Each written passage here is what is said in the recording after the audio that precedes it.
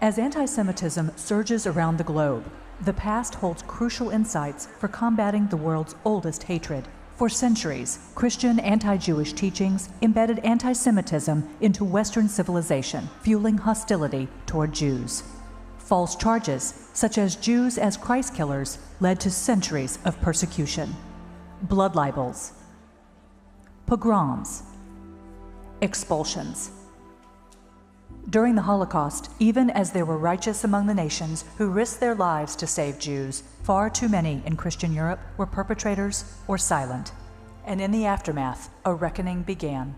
Moved by a meeting with French Jewish historian Jules Itzhak, whose family members were murdered in Auschwitz, Pope John XXIII put Jewish relations on the Vatican II agenda, appointing Cardinal Augustin Bea to lead the shift.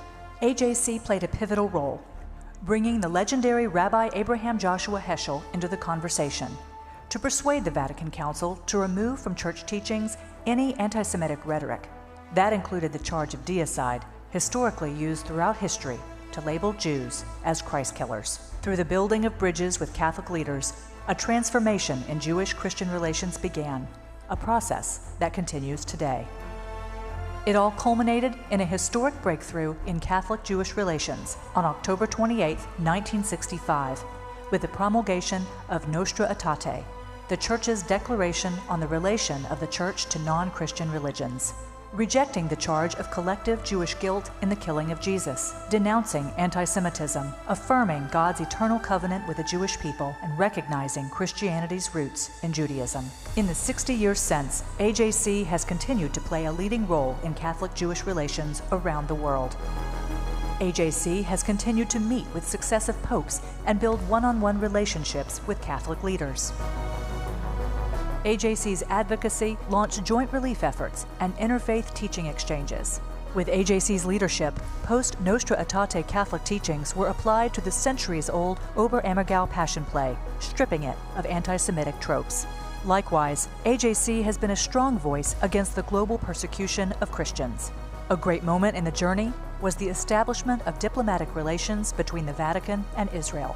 And today, AJC invigorates the relationship with groundbreaking initiatives like Translate Hate, Catholic Edition, produced with the U.S. Conference of Catholic Bishops, upholding the Church's commitment to combating anti-Semitism as sin. While there are challenges from time to time, the legacy of Nostra Aetate and progress since then inspire us to persevere. Inspired by Nostra Aetate, AJC continues building bridges with other faiths, including Islam.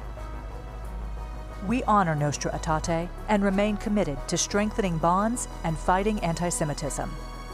AJC, advancing Jewish-Christian relations for 60 years and beyond.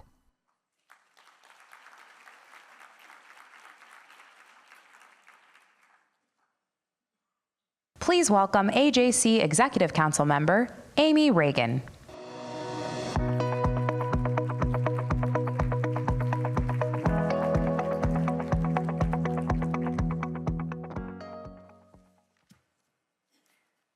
Good morning.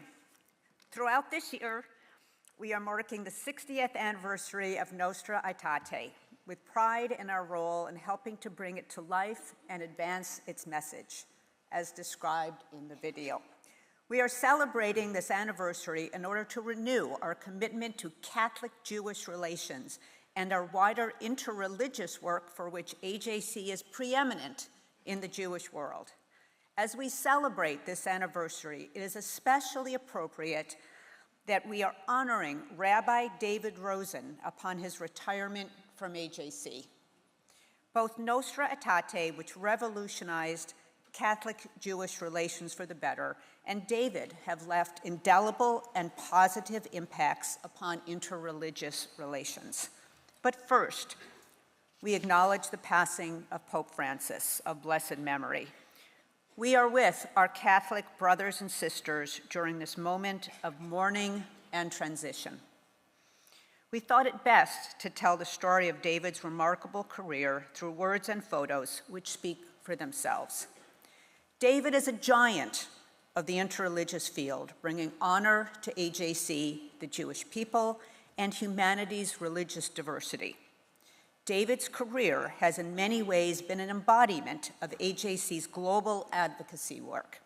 His achievements and relationships have immeasurably advanced understanding of Jews and Judaism among the most influential religious leaders of the world. Within Christianity, Islam, Hinduism, Buddhism, and beyond, and thus their billions of followers over multiple generations. Through his efforts, David has strengthened the safety and security of the Jewish people and the state of Israel. Faith leaders around the world turn to him more than anyone else as the ambassador of the Jewish people. In addition to serving as the chief rabbi of Ireland, being the first Israeli citizen and Orthodox rabbi knighted by the Catholic Church, and his appointment as commander of the Order of the British Empire, David has led at the highest level of the most important interreligious organizations in the world. Today, he serves as the special interfaith and advisor to the Abrahamic family house in Abu Dhabi, encompassing a church, a mosque, and a synagogue, which is the capstone emblematic of all he has made possible. David is the interfaith diplomat par excellence, a principled man of character, a tireless teacher of the Torah to the world, and a selfless mentor to his many disciples. We are so pleased that he is here from Jerusalem with his extraordinary wife, Sharon, alongside family members, friends, AJC colleagues, and all of us to share this moment of appreciation. So, how does one thank David for his 23 years of service? Not easily, but we have a trifecta of gifts. First, David is being honored with the inaugural AJC Nostra Aetate at 60 Award for bringing his teachings to life. He sets the gold standard for this new award. Second, the physical award is a statuette of the Synagoga and Ecclesia in Our Time sculpture that was commissioned by St. Joseph's University in Philadelphia for the 50th anniversary of Nostra Aetate. It envisions synagogue and church, Judaism and Christianity, in friendship, studying their sacred texts together as sisters learning from one another. Third, a beautiful tribute book with testimonies from religious leaders, David's colleagues and proteges, and the photos we displayed today, and many more. In a moment, we will have the opportunity to hear from David in conversation with AJC Director of Interreligious Affairs, Rabbi Noam Marans. But first, please join me in expressing our thanks for David and his service to AJC and the Jewish people as he joins me on stage.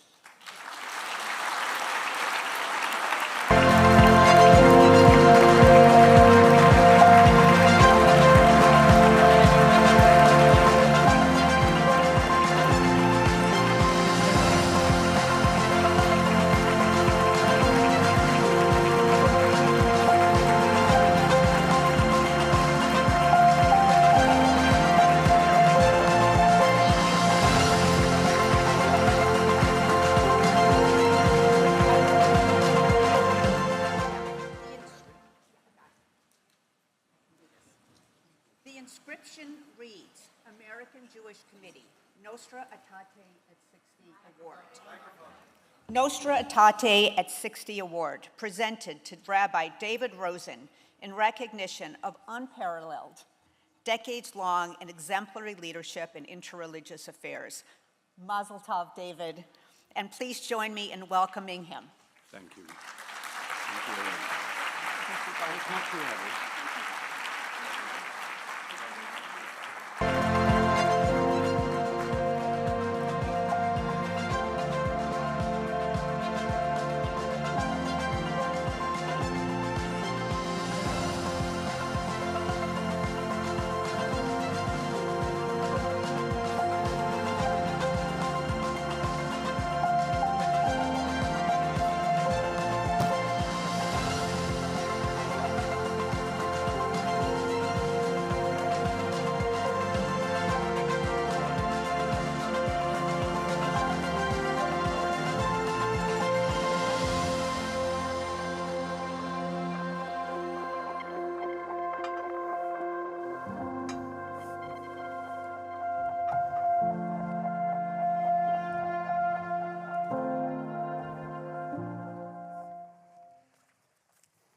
Mazal Tov, my dear David.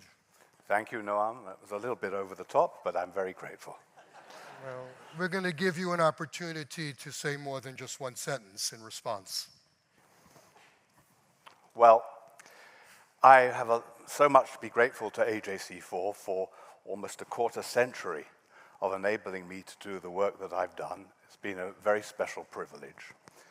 The first contact I had with AJC that led towards my assuming the position was actually with Marty Kaplan, who became my first chairman. But it was actually Shula Bahat who contacted me because David Harris was on sabbatical in Geneva. And she said, we're looking for a successor for Jim Rudin. Would you be interested? So I said, well, I think that the AJC is the most important organization in the world as far as interfaith relations. Your record is second to none, but I'm not leaving Jerusalem. She said, no, we will appoint you as our International Director of Interreligious Affairs, and there will be a US director under you. We don't want you to leave Jerusalem. We want to make a statement. She said, Ki mitzion teitzei Torah udvar Hashem Yerushalayim. For Zion goes forth the word of the Lord, goes forth Torah and the word of the Lord from Jerusalem, which was lovely. So I was very excited, but it was very arduous at the beginning because I had to come over to the States every 2 or 3 months. And then I was the beneficiary of the financial downturn in 2008, which in the end you were the beneficiary of too. Because one of the ways that the organization in the uncertainty of that moment was able to be able to cut back some of the expenses was through travel, and I was causing an enormous amount of an expense with my travel. So as a result, my US director became independent of me, and I was responsible for the rest of the world. And that was Gary Greenebaum at the time, and you succeeded him. And I've had wonderful colleagues, of course you and all of the others who've worked together in this field, some within the department, others through different, what were once upon a time called chapters, now offices. Allow me, however, to give special mention to the person who is my right hand throughout most of that time, who is with us, and that's Avril Promislo.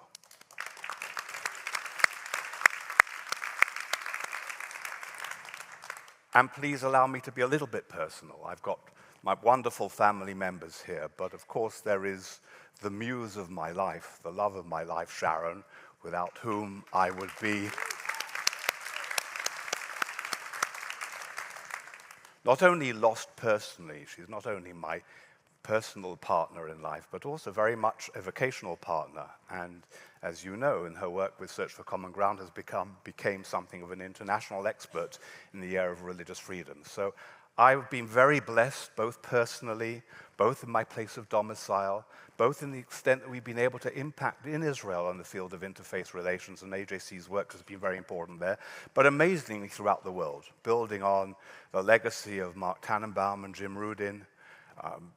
The Catholic Church, when it turns for the Synod on the Middle East, turned to AJC. We were the only one to speak there upon the whole question of the future of the Christian presence in the Holy Land.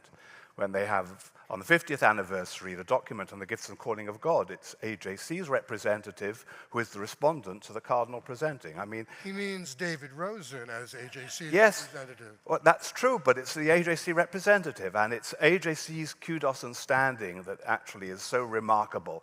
And that is, when I was approached, after I was approached by Shula, in Jerusalem at the time was a great friend who was something of a mentor, who was from the same denomination as yourself, by the name of Rabbi Arthur Herzberg.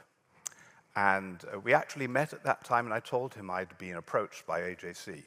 He said, you know, David, there are organizations in the Jewish world that work in similar fields, fighting the bad guys, trying to promote the well-being of the Jewish people. But there is no organization that has built up the relationships with the religions and the communities of the world like AJC. That makes AJC the unique leader in this field. And this is something that's more important because politicians and diplomats, they come and go. But if you can build up a relationship with a religious community, with a culture, with a civilization, then that's something that's really sustainable. And that's something that's the most important thing for the Jewish people. And it's been a great privilege to have been part of that.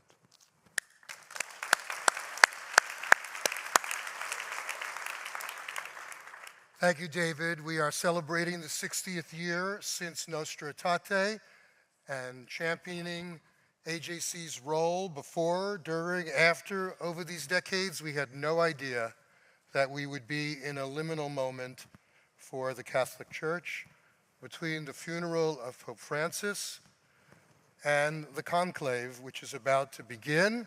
Of course, we're focused on many things, including Catholic-Jewish relations. So in all of that context, how has Nostra Aetate fared 60 years later as we look backwards and forwards? Well, we are, of course, at a rather sobering moment in time, and perhaps in many respects, for every 2 steps forward, there's been a step back. And yet, Catholic-Jewish relations, to a large degree, has withstood this storm, rather dramatically. You and I often say that we are actually in an era, a golden era, of Jewish-Catholic relations.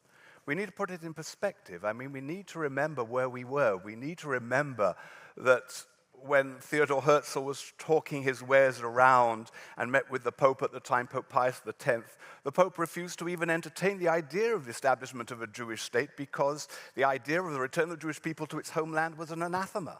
Now we've had 3 popes who have had state visits to Israel, giving its highest elected officials and religious leaders the greatest respect and recognition. 3 popes who have condemned anti-Semitism as a sin against God and man. And Pope Francis has articulated also the idea that it's impossible to be a true Christian and be an anti-Semite. We have been able to develop relationships with bishops' conferences around the world to the degree that they have stood up in many places very strongly against the resurgent anti-Semitism. To a large degree, the Catholic Church has become part of the solution as opposed to what it was historically as part of the problem. And I mentioned before that the degree to which they turn to us, to which they respect us, I think that we've got a great deal to be grateful for. And what's really interesting is, you know, they say the term for somebody who is being touted by the bookies, the bettors, as a candidate for a pope is called a papabile. And they say he who goes into the conclave as a papabile comes out as a cardinal. In other words, it's not generally whom you think it's going to be. But of the 5 main runners now that in all the different media putting forward, we have close relationships with 4 of them. I mean, that's incredible at historical terms. And let me give you another example. Earlier, some years ago, during Francis' tenure as Pope, there was he had recommended and already endorsed the appointment of a particular priest in Latin America to become a bishop. And we discovered that this priest, even if he was not viscerally anti-Semitic, had made some rather problematic statements. And we bring this to the attention of the Vatican, and that appointment of the bishop was withdrawn. Well, that's incredible. That means that we have an institution that listens to us and that engages with us, and our relationship with the leadership in Jerusalem is also very significant, despite the enormous complexity, because the local church, of course, is Palestinian. So I would say it's one of the great triumphs of history. Let me just add, I just said this before in the breakout session. No institution in the course of human history had delegitimized the Jewish people to the degree that the church had. We were not only no longer the recipients of the biblical promises, we were rejected by God, of the devil, in league with the devil. If we suffered, we deserved it. And that theology prepared the way for some of the greatest atrocities in the course of our history. To have gone from that to a situation where now these 3 popes have all spoken of us as the dearly elder brother of the church, of the original covenant, never broken and never to be broken, there is nothing like that in human history. And yes, sometimes there are disappointments. There are sometimes disappointments, and not everything that Pope Francis said we were happy about. But you've got to put it in perspective. These are tiny hiccups in comparison with the enormous achievements and the incredible blessing of Catholic-Jewish relations in our time. So we understand ourselves as the global advocacy organization for the Jewish people. We saw that in our interreligious work in the run-up to Nostra Aetate. That's what our beloved mentor in life and in death, Rabbi Mark Tannenbaum, hoped to achieve. And we like to say that we want to lead in Muslim-Jewish relations in the 21st century the way we successfully led in Christian-Jewish relations in the 20th century. We just had a breakout with a couple hundred people. I thought that there was an enormous amount of optimism on the stage. And yet, we know that Christian-Jewish relations and Muslim-Jewish relations are not going to proceed in the same way for a variety of reasons. What are we talking about here in terms of the challenges and the progress and the differences? So it's much easier to generalize about an institution when you're talking about the Catholic Church. It's really impossible to generalize when you're talking about a whole global religious culture of the Muslim world. So we really, if we're going to do any justice to that question, we have to break it down, and we don't really have time to do that effectively. But let's first of all observe that the challenge actually in relation to the Muslim world, theologically, is much, much easier than it is in relation to the Catholic world, to the Christian world. Whatever tensions there may have been historically with Islam, Islam never dehumanized us, never claimed that we were of the devil. And there was always a certain theological respect for Judaism, even if not always was that so politically. So the problem we have today with Islam is not a theological problem, just as the conflict in the Holy Land, in Israel, Palestine, is not essentially a religious conflict. Religion, of course, is exploited mercilessly in the process, but it's a territorial problem, it's a political problem. And therefore, if we could only resolve that political problem, the whole relationship with the Muslim world would be transformed. And that as a result, the longer this conflict is going on and being specifically sustained in Gaza, the more challenging it is for us in terms of our relationship with the Muslim world as a whole. And yet, as I said to a lady in the breakout session previously, don't make the elephant in the room into a dinosaur.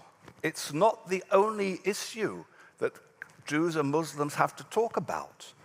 Here in America, Jews and Muslims are both significant minorities that have shared interests. And the MJAC, the Muslim Jewish Advisory Council that you have, is a really important vehicle for promoting that understanding and that shared responsibility for the society at large. And people need to get to know one another. They need to be able to discover the heritage and the commonality that exists, because, in fact, no two religions are closer than Judaism and Islam. So there are big challenges that are impacted upon by those political realities, and there are great disappointments that we have experienced over the course of this last year and a half.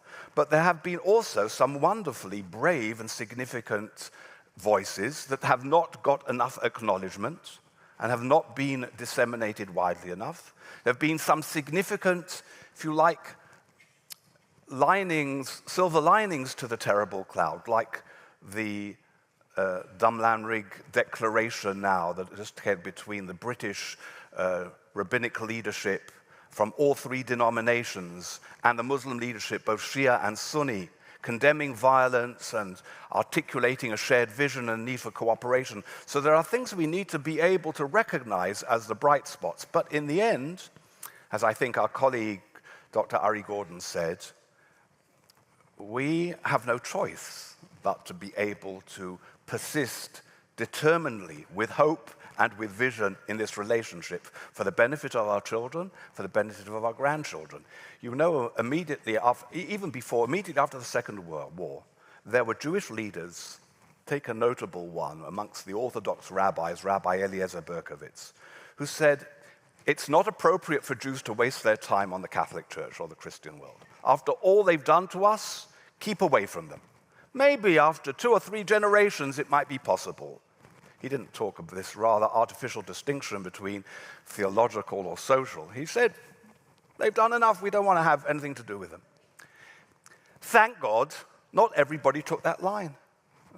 Our colleague Rabbi Jim Rudin has written a book about how Cardinal Cushing and Cardinal Spielman had their impact upon Nostra Aetate, born out of those encounters with Jewish interlocutors. And it wasn't just in America. It was around the world. People who were not prepared to say, because of the terrible things that happen, we're giving up.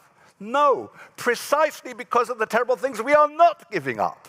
And we are finding new ways to be able to forge understanding, collaboration, and cooperation, not only because it's the right thing to do, but because that is critical for the well-being of our children and grandchildren.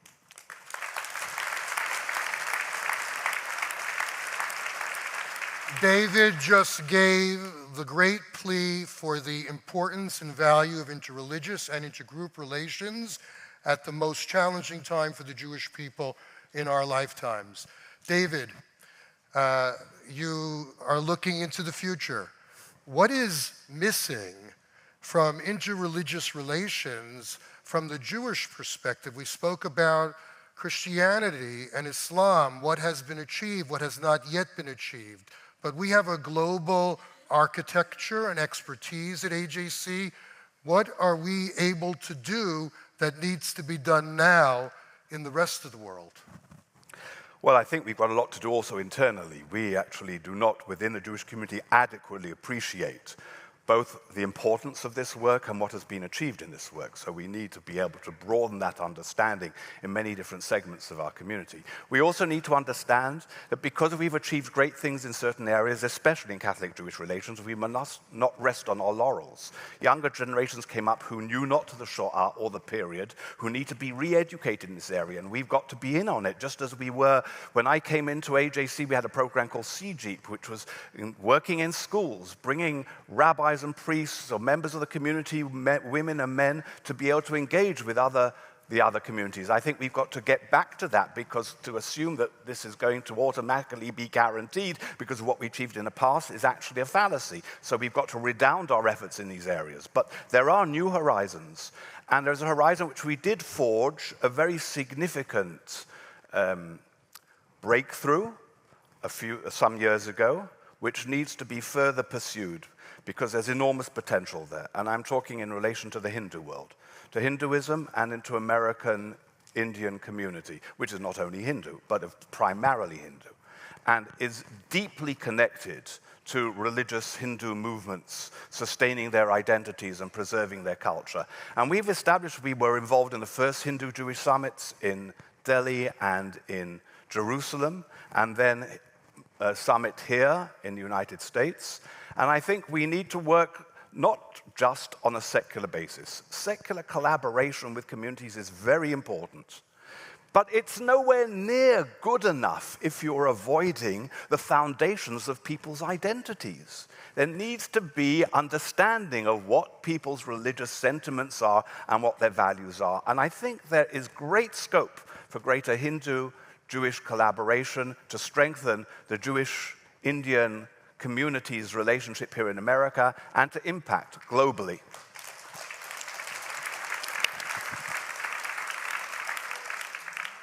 David, I've written to you personally, which you'll read in the tribute book, and I'll say it here now. Few, if any, have had the impact on behalf of the Jewish people on interreligious relations during the last 50 years, and I and we are grateful for all you have done representing AJC and the Jewish people in that regard. God bless you. Mazel tov. Enjoy.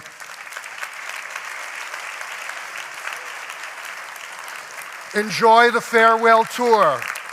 Thank you, Noam.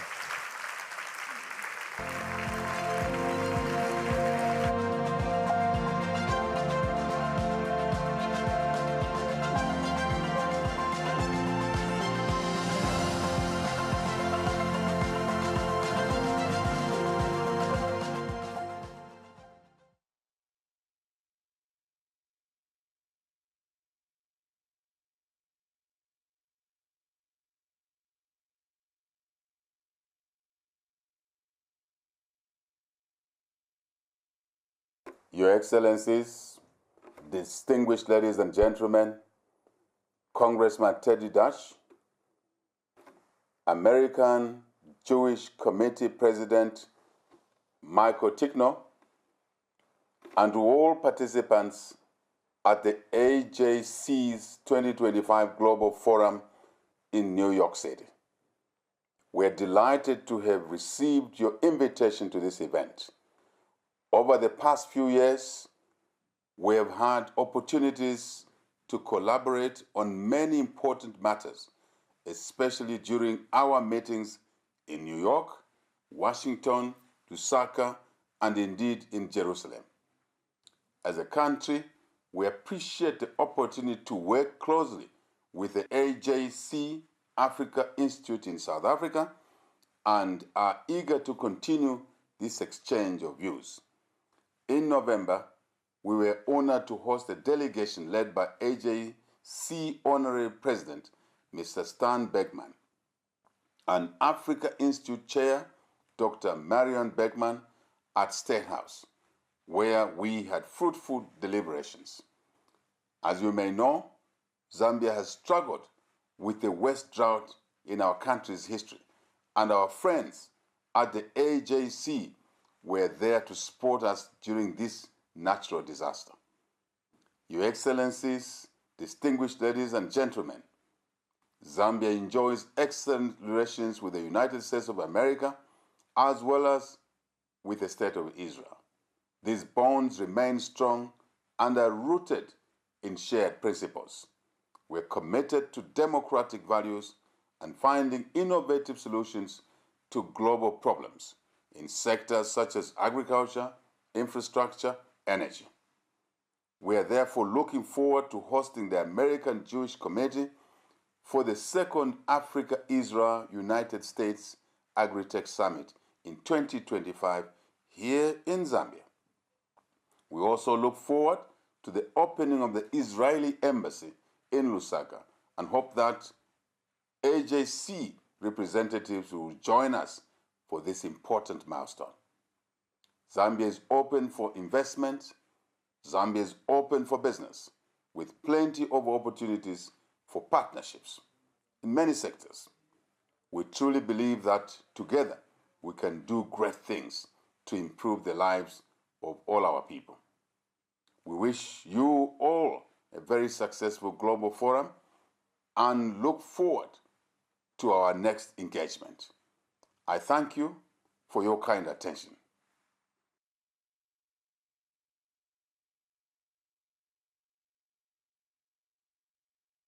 Please welcome co-chair of the Shapiro-Silverberg AJC Central Europe Institute, Richard Cohen.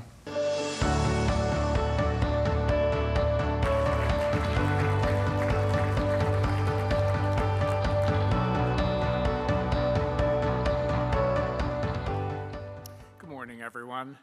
I'm not sure he can hear me, but I do want to thank President Hichilema for his gracious remarks.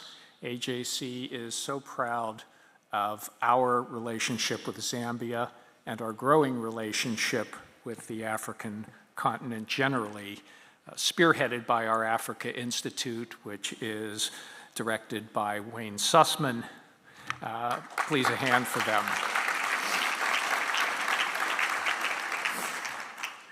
We'll now have the privilege of hearing from leadership from another country of special importance to AJC, Ukraine.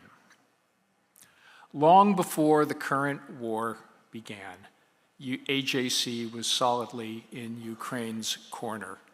In the 1990s, we pressed the White House openly and consistently to recognize Ukraine's independence.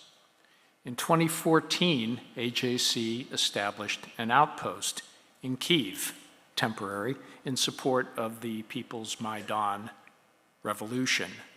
Throughout this period, we have consistently supported the hundreds of thousands of Ukraine Jews who have sought their freedom and their right to practice their religion.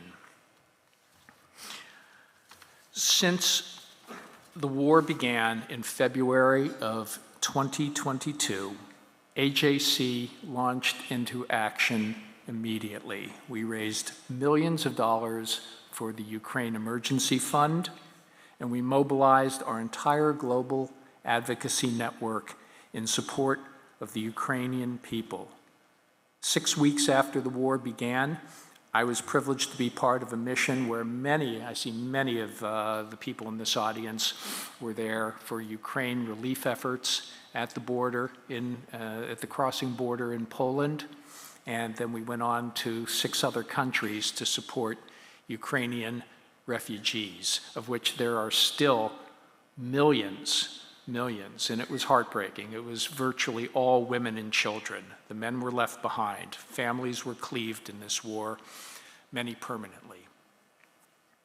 For more than the last 3 years, the people of Ukraine have suffered relentless brutality and human rights violations and war crimes, all as part of Vladimir Putin's cruel campaign to rob them of their freedom, their sovereignty, and their humanity.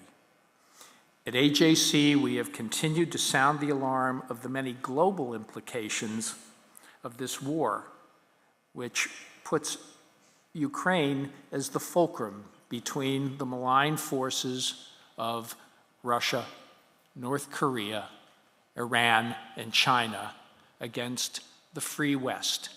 And so much of this is part of their efforts to divide us in the West of our unity and shake up global stability. This remains a flashpoint of potential world war, and we must be ever vigilant. AJC believes that countering the threat of the Ukraine war requires a consistent, united, and resilient transatlantic response.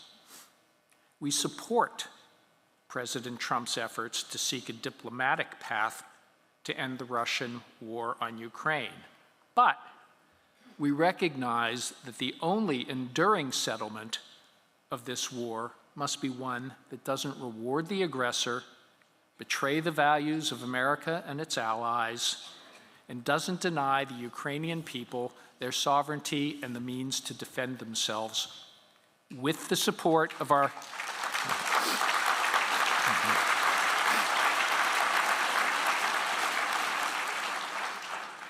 with the necessary support of our sister democracies in Europe. At this global forum, we reaffirm AJC's unwavering solidarity with Ukraine and the Ukrainian people.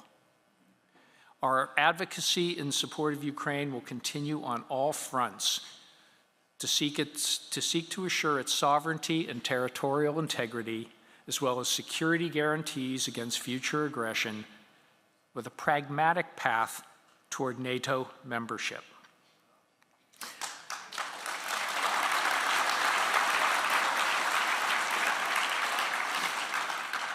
I want to acknowledge our close partner and friend, Boris Lojkin, who is president of the Jewish Confederation of Ukraine and who is here with us today.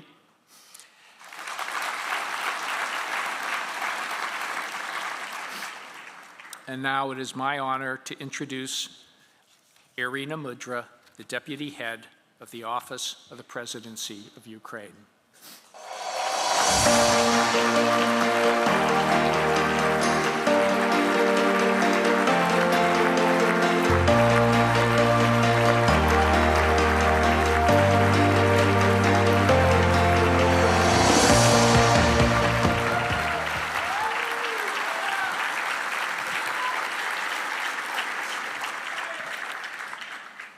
Shalom Aleichem, dear friends.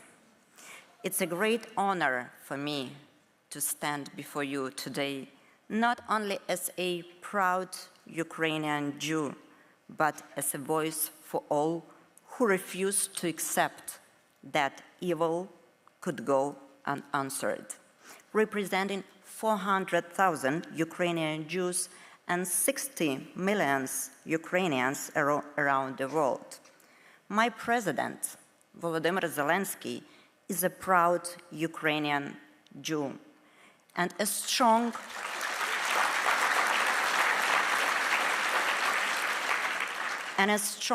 world leader who is leading our nation through its most challenging times. First, I extend my deepest gratitude to the American Jewish Committee, Ted Deutch, Jason Isaacson, and all of you for your unwavering support in Ukraine's darkest hour. From the very first days of Russian aggression against Ukraine in 2014, and even more so after the full-scale invasion in 2022, AJC has stood with Ukraine. We are profoundly grateful. Today, on behalf of the Ukrainian Jewish community, I warmly invite the AJC to open an office in Ukraine to further strengthen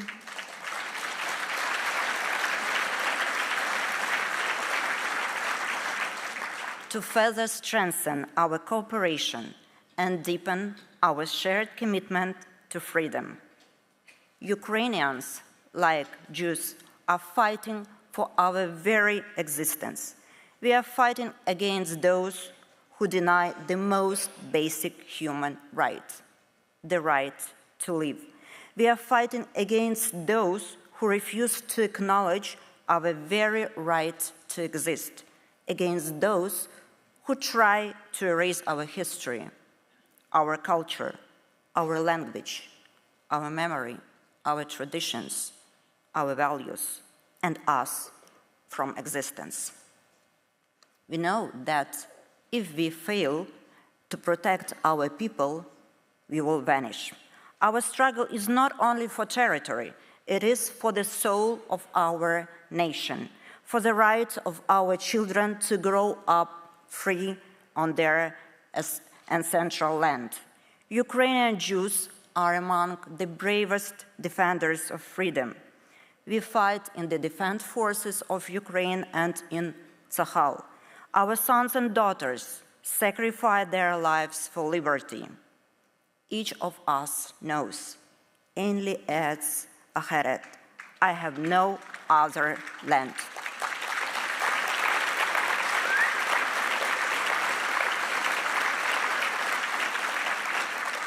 In this struggle, there are no sidelines. The son of Chief Rabbi of Ukraine, Moshe Azman, Anton Samborsky, died in Ukraine fighting for the freedom of all of us. He was posthumously awarded a medal for bravery.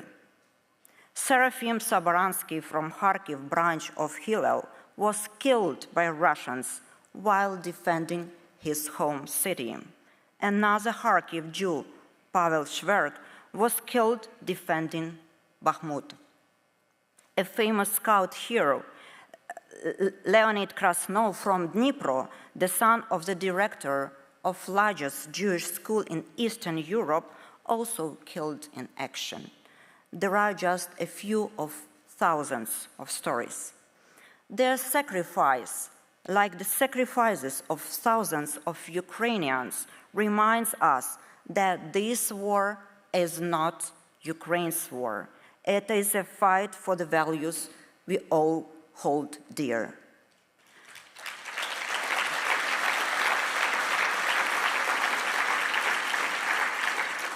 Russia's war is not just against Ukraine.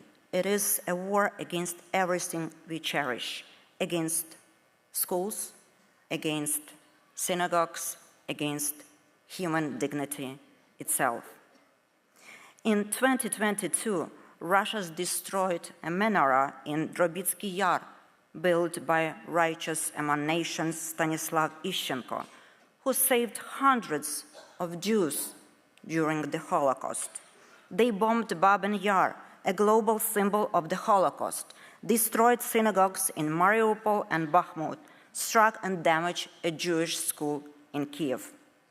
Russians kill civilian Jews, among them survivors of Holocaust, Boris Romanchenko and Vanda Obetkova, journalist Zoroslav Zamoysky, former Israel embassy employee Vera Girich, newlyweds David and Ksenia Appelman. In every single occupied town and village, Russians burn Ukrainian books, prohibit our language and culture. Russians have created a vast network of torture chambers where those who refuse to turned into Russians are subjected to unimaginable atrocities: electrocutions, suffocations, severe beatings, summary executions, sexual violence. The depravities do not stop there. The corpse of Ukrainian journalist Victoria Roshchina was returned with amputated brain, eyeballs, and other organs. Russia has abducted more than 19,000 children from Ukraine and is brainwashing them into becoming soldiers for new Russian conquests. We know that they plan to steal 50,000 more of our kids. The threat Russia poses is global. It threatens Israel, it threatens Europe, it threatens the United States and every free and peace-loving nation. Russia supplies North Korea. It empowers Iran. It strengthens the enemies of Israel. Today, Hamas kills Jews with Russian weapons. Thousands of Iranian bombs, drones, and North Korean missiles have been battle-tested against the most sophisticated Western air defenses in Ukraine. Even if the guns fall silent for a time, Russia's hybrid war will continue against Ukraine, against Israel, against the United States, and the whole idea of the Western civilization. Evil does not stop unless we stop it. And yet, there is a hope. A new generation of Ukrainian Jews is rising, bright, well-educated, deeply connected to Ukraine, Israel, and America. My daughter, Karina, is among them, raised in Ukraine, completed high school in Israel, and now studies finance here in the United States. They are not just survivors, they are builders.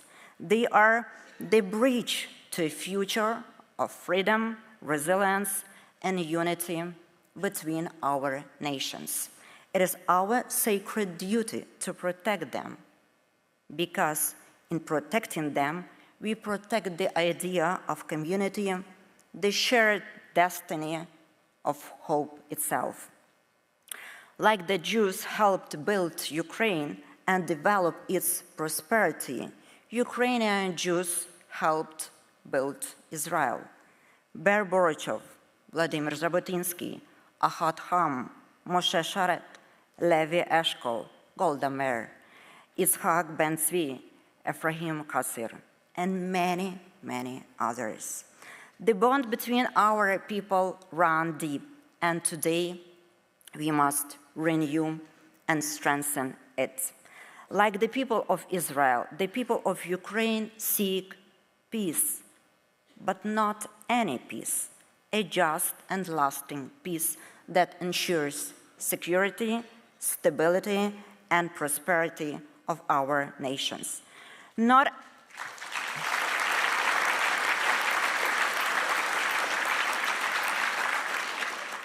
another temporary ceasefire which will allow our enemies to prepare for new attacks.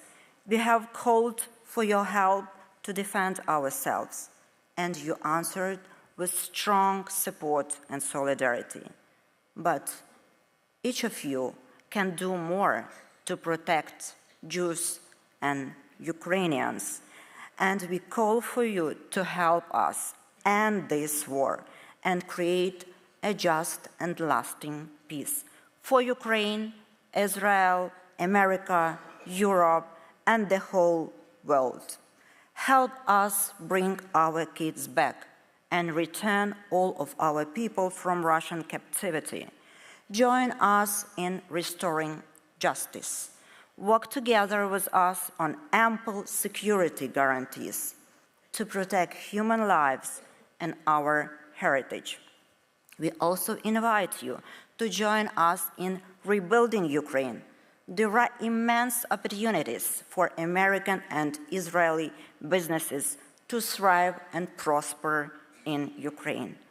Only through collective strength and with the decisive leadership of the United States and strong support from Israel, we can stop the evil. Ladies and gentlemen, our enemies are the same.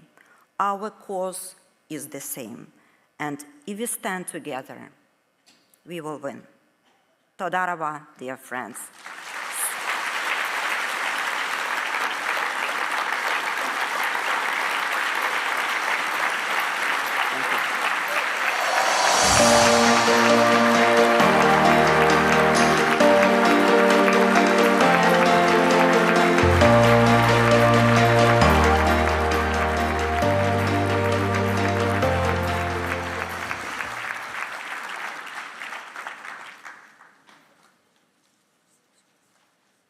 Please welcome AJC Executive Council member, Jeff Stone.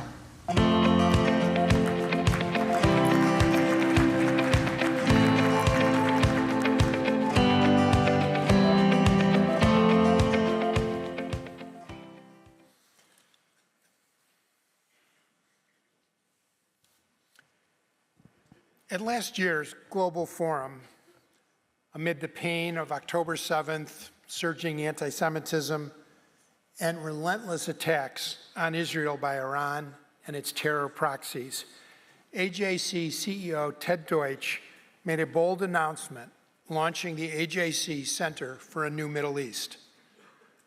It represents a new approach to AJC's decades-long commitment to fostering a more peaceful and interconnected region. Ted's announcement reaffirmed AJC's unwavering commitment to a safe and secure Israel at peace with its Arab neighbors. We all know that the landscape has shifted dramatically since October 7th. Trust has eroded. Hope has faded. Countless lives have been lost. But amid this devastation, AJC is determined not to lose sight of a vision for a different future. We know the Middle East is changing. From resilient Israel's convincing demonstration of strategic prowess, the urgent need for a long-term solution in Gaza, shifting power dynamics in Lebanon and Syria, to the weakening of the Iranian regime and its proxies, in the enduring but sometime ephemeral possibility of Israel-Saudi normalization.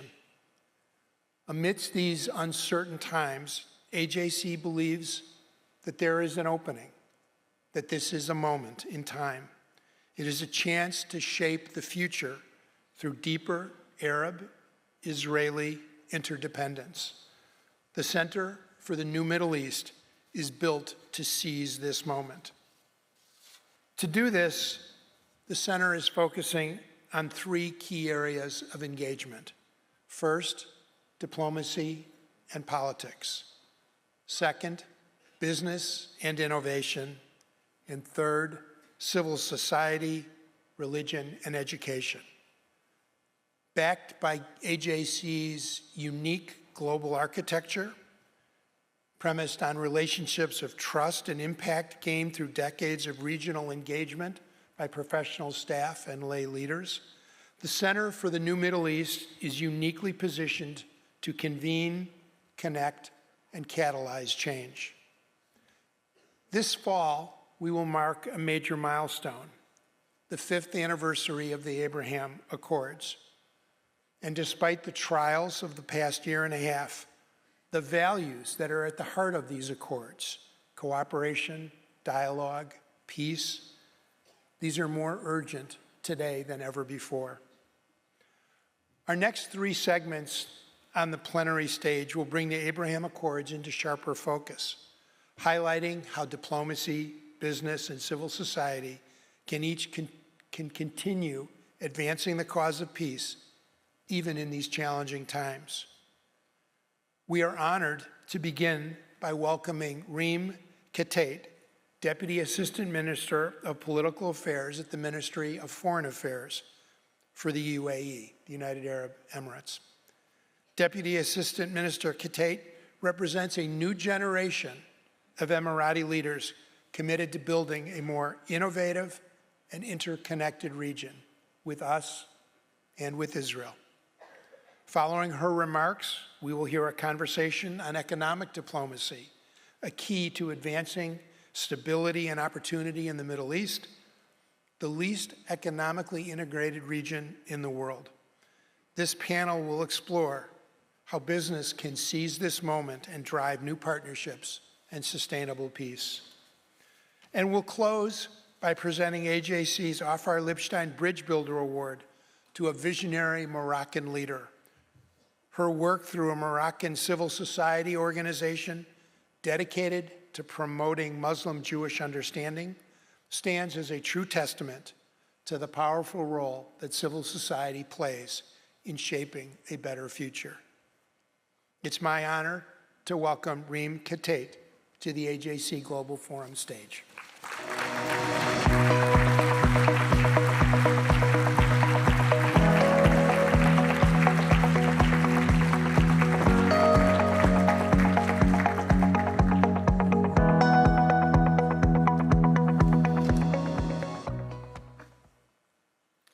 Thank you for the kind introduction, Jeff. Good morning. It is an honor to address you today. Following the discussion of Nostra Aetate, I'd like to take this moment to recognize the contributions that His Holiness the late Pope Francis has made to our shared goal of advancing interfaith harmony and cooperation. The world has lost a remarkable leader and example. May his memory be a blessing. Colleagues, esteemed members of the AJC, thank you for the warm welcome and for the very thought-provoking discussions this morning. On behalf of His Highness Sheikh Abdullah bin Zayed Al Nahyan, the UAE's Deputy Prime Minister and Foreign Minister, allow me to begin by expressing our appreciation for the AJC's tireless efforts in fostering understanding, respect, and inclusion among diverse communities. Your presence in the UAE through your regional office in Abu Dhabi is a result of our long-term partnership. It reflects our shared values and commitment to building bridges between people and nations. I want to specifically thank AJC CEO Ted Deutch, Abu Dhabi Office Director Ambassador Mark Sievers, along with Jason Isaacson and Benji Rogers, who helped lead these efforts. We gather at an important moment, one that invites us to reflect on the progress that has been made and to envision the better future we can create together. In the summer of 2025, we will mark the 5-year anniversary of the Abraham Accords, a landmark agreement with a promise to reshape the trajectory of our region. The UAE was proud to take this bold step towards peace, underlining our long-standing conviction that dialogue, collaboration, and mutual respect are the cornerstones of a Middle East that is both prosperous and harmonious. The Abraham Accords have unlocked great potential, not just for governments, but for the people of the UAE, Israel, and beyond. Trade between our nations flourished, with bilateral agreements opening new avenues for innovation, investment, and economic growth. And as we celebrate the progress of the past 5 years, we remain steadfast in our belief that peace must be inclusive and enduring.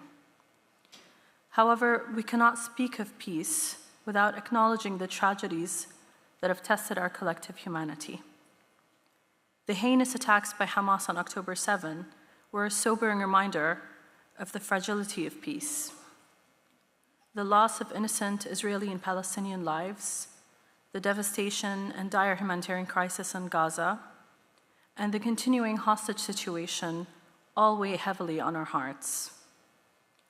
The UAE immediately called for the release of the hostages following the attacks, and we used our seat on the UN Security Council in 2023 to lead the push for a ceasefire, for the delivery of humanitarian aid to the civilian population, and for a political solution.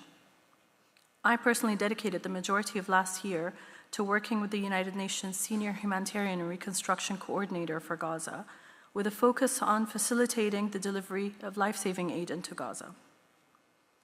The UAE responded swiftly with action, providing humanitarian aid and advocating for the protection of civilians.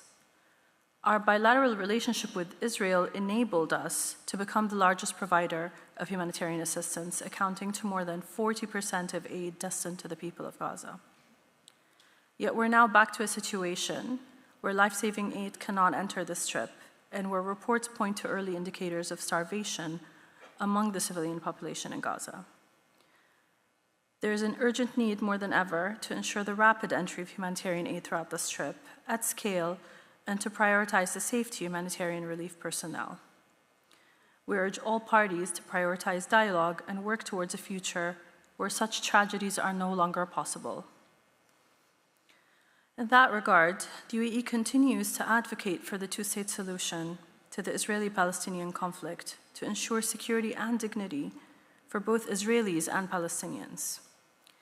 We believe this vision is not only morally imperative, but also essential for the stability and prosperity of the entire region. This gets to the heart of the UAE's vision and values, and our belief in the power of tolerance and coexistence. These values are deeply ingrained in our society and are exemplified by the Abrahamic Family House in Abu Dhabi. I know many of you in the audience have been to Abu Dhabi, and I would encourage everyone to make that journey to find inspiration for what a more peaceful future can look like. These values are ones that we've sought to promote more broadly.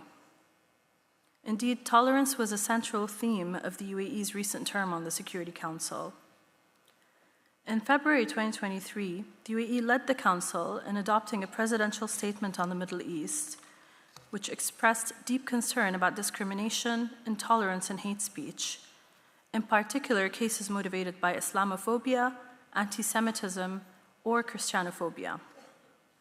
It was the first time the Security Council ever referred to anti-Semitism in an official product. Building on this, the UAE, along with the UK, led an effort for a council resolution specifically focused on tolerance and its relationship with peace and security. We know the inextricable link between tolerance and coexistence and peace, and we worked tirelessly in New York and in capitals to show the importance of addressing this critical issue and the value it can bring to the UN and the international community's response to conflict. We built support, and in June 2023, Resolution 2686 was unanimously adopted. This resolution recognizes the importance of mutual respect and interreligious dialogue, as well as the critical role that religious leaders play in sustaining peace. The resolution deplores all acts of violence on the basis of religion or belief, and is the first UN Security Council resolution to refer to anti-Semitism. Resolution 2686 serves as a platform for further work to strengthen tolerance and coexistence in our region and beyond. Colleagues, we're cognizant of the challenges in the region right now, but it is because of these challenges that we're committed more than ever, in word and deed, to a Middle East that is peaceful and prosperous for all its peoples, and where its extraordinary potential and human ingenuity can thrive. It is precisely against this backdrop that we look forward to welcoming President Trump's visit to the UAE next month, an important visit that will reinforce the strength of the UAE-US partnership in areas of investment, technology, security, stability, AI, and beyond. This comes after the historic visit of His Highness Sheikh Mohammed bin Zayed Al Nahyan to the US last fall, the first by UAE president to the US. The UAE remains dedicated to working with US partners like the AJC to promote dialogue, deepen relationships, and create opportunities for all. We can overcome today's challenges and build a future that reflects the best of our shared values. In closing, I want to commend the American Jewish Committee for its unwavering commitment to promoting understanding and inclusion. Your work has been instrumental in strengthening the bonds between nations and communities, and we are proud to count you as a partner in this journey. Thank you for your continued support, your commitment to dialogue, and your belief in the power of partnership. The UAE is proud to stand with you as we work toward a future of peace, prosperity, and shared humanity. Thank you.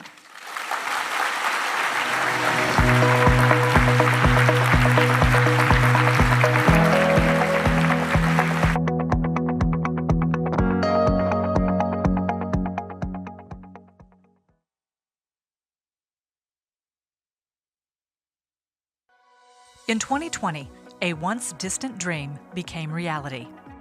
The historic Abraham Accords normalized relations between Israel and the United Arab Emirates, the Kingdom of Bahrain, and the Kingdom of Morocco. The world was surprised by this achievement. But American Jewish Committee was not. AJC was part of this story from the very beginning. More than 70 years ago, AJC envisioned a new and more peaceful chapter for Israel and the Middle East. AJC was first to see the importance of building ties in the region, step by step. And in the 1950s, began bringing high-level delegations to the Arab world. Seizing opportunities created by the Madrid Peace Conference of 1991, AJC intensified its outreach across the Middle East and North Africa, facilitating countless delegations to Arab capitals and building relationships of trust between Jews and Israelis, with Arab officials and civil society partners. AJC was the first Jewish organization to bring Arab leaders to experience Israel firsthand through AJC Project Interchange. AJC was the first Jewish organization to open an office in an Arab country. AJC was the first Jewish organization to partner with the Saudi Arabia-based Muslim World League. And AJC is the leading Jewish organization partnering with emerging Arab and Israeli leaders to strengthen the Abraham Accords. However, everything changed following the horrors of October 7th. The challenges facing Israeli-Arab peace are greater than ever. Yet so are the opportunities. To meet this unprecedented moment, AJC established the Center for a New Middle East.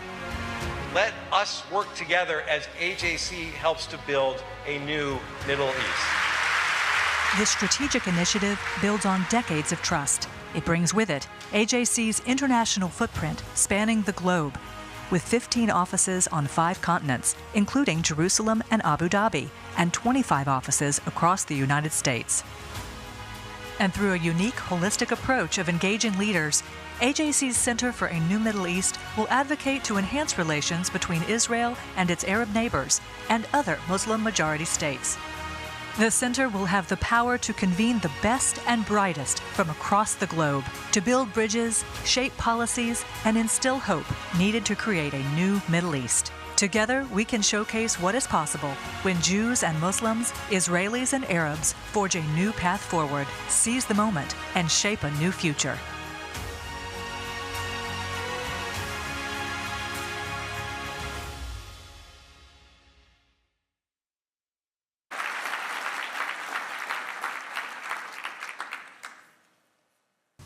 Please welcome our panelists, Anurag Varma, Jay Sadik, Tali Zinger, and our moderator, AJC's Jason Isaacson.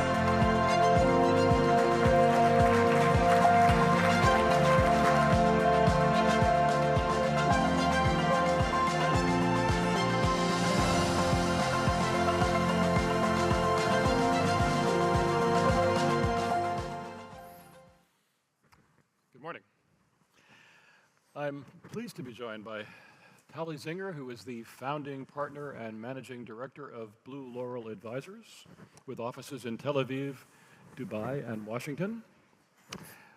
Jay Sadik, founder and CEO of FortiGuard, an innovator in climate technology that's based in Abu Dhabi. In fact, I think you're in the same building that we're in Abu Dhabi. Just next office. It's a small coincidence. And Anurag Varma, senior vice president of Adani North America, part of the giant, tremendously successful Indian energy, infrastructure, and logistics conglomerate. Thank you all for being with us. So we're in the 5th year, as you were hearing, of the Abraham Accords. And although much of the media and popular attention since that White House signing ceremony in September 2020 has focused on the political and security aspects of Israel's new relationship with Arab states, the economic dimension of Israel's increasing integration in the Middle East has been of at least equal, if not greater, importance in laying the foundation for full Arab-Israeli peace. So let's talk about that economic dimension, how far it's gone, what challenges remain, and who are the main players. And I'm going to begin with asking both Tali and Jay to offer some comments on this. So first, to paint the full picture, let's recognize that business between Israel and Arab states that didn't have diplomatic relations with Israel was a fact of life, an unacknowledged and usually well-hidden fact of life for years before the Abraham Accords. And I know from my own experience of traveling to the region with many people in this audience what kind of business deals were taking place 20 years ago, 15 years ago, well before the Abraham Accords. So there's a history here that is beyond just the last 4.5 years. What are the areas in Israel, the business sectors, that are of greatest interest to Israel's Arab neighbors, and what products or services in Arab states generate interest in Israel? Tali, I'll begin with you. Thank you. Thank you, Jason. I'm really happy to be here. And let me also first say, we've been wowed by all the Center for New Middle East has been able to do and put forth in the very short time that it's been incubated. And at Blue Laurel Advisors, we're really delighted to be a part of this project and really are aligned with the mission and the vision. And I think that in looking at the photo montage that just went on, you all have been in almost every single one of those photos. And I think we first met in Dubai more than 10 years ago. Yes. And it was around the time that you, way ahead of the curve, had an article published in The National. And so that was unheard of, the fact that someone from the AJC would be publishing in the UAE national paper in 2010, 2011. So thank you for your leadership. We're really excited. Thank you. So things have been going on.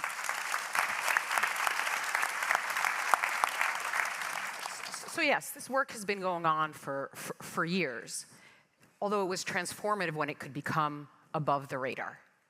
Sunshine does truly enable people to have real business deals. Certainly the removal of the boycott law in the UAE was transformative in that UAE business counterparts, which previously were at risk if they were actually engaging directly with Israelis, no longer would be at risk. So you ask in terms of key sectors. It's quite simple in the region because the region is really driven by national agendas. And so I think it's no surprise that the appendix to the Abraham Accords was a direct parallel to the Abu Dhabi national vision. And it's the key areas of growth in the UAE and Saudi Arabia that are now really well aligned with Israeli strength, right? We're talking about the diversification efforts of the UAE and of Saudi Arabia. At Blue Laurel, we're quite focused on Saudi Arabia because of the real growth story underway there and created by the diversification efforts. But they're focused on water, energy, renewable energy, health, cybersecurity, tourism. This trend of growth in the GCC is a tremendous opportunity for Israeli companies. So it's no surprise when we look at the Israeli ecosystem. Let's start with cyber. Google made its largest acquisition of an Israeli cyber company, Wiz, just a month and a half ago. Israeli healthcare, Israeli health tech, healthcare providers, health innovators are very active around the world. 500,000 Israeli tourists have been to visit the UAE since the Abraham Accords. We're hoping soon that we'll see more tourism come in the other direction. Trade in 2024, they just recently released the numbers, between the UAE and Israel was more than $3 billion. Wow. That was way beyond, it's about triple the estimates of what was before the Abraham Accords, but about 10 times what the actual trade that had been filed and regulated. So we see a real transformation, and there is now a complementarity. 10 years ago, when you were doing this work, 15 years ago, there wasn't as much complementarity between Israel and the startup innovation ecosystem and what was going on in the region. The region is really ready and ripe to have Israeli innovation be a part of its growth trajectory. And Jay, your firm is very much a part of that. Yeah, and I echo a lot of the stuff that she mentioned. I mean, the Top 71, where 40 Guards started, which is also next office to AJC in Abu Dhabi. We host a lot of Israeli startups, but we host almost startups from 60 different nationalities, and there are more than 300 plus startups in the place. And you mentioned a lot of numbers historically. I want to go back historically as well. I think in the UAE, which is, we had a year of tolerance for a reason. We grew up with that. It's part of our, I think, in the UAE, the culture and the heritage. And this is what made it probably a lot simpler for us to establish common grounds when it comes to entrepreneurship and innovation with founders and startups from all across the globe.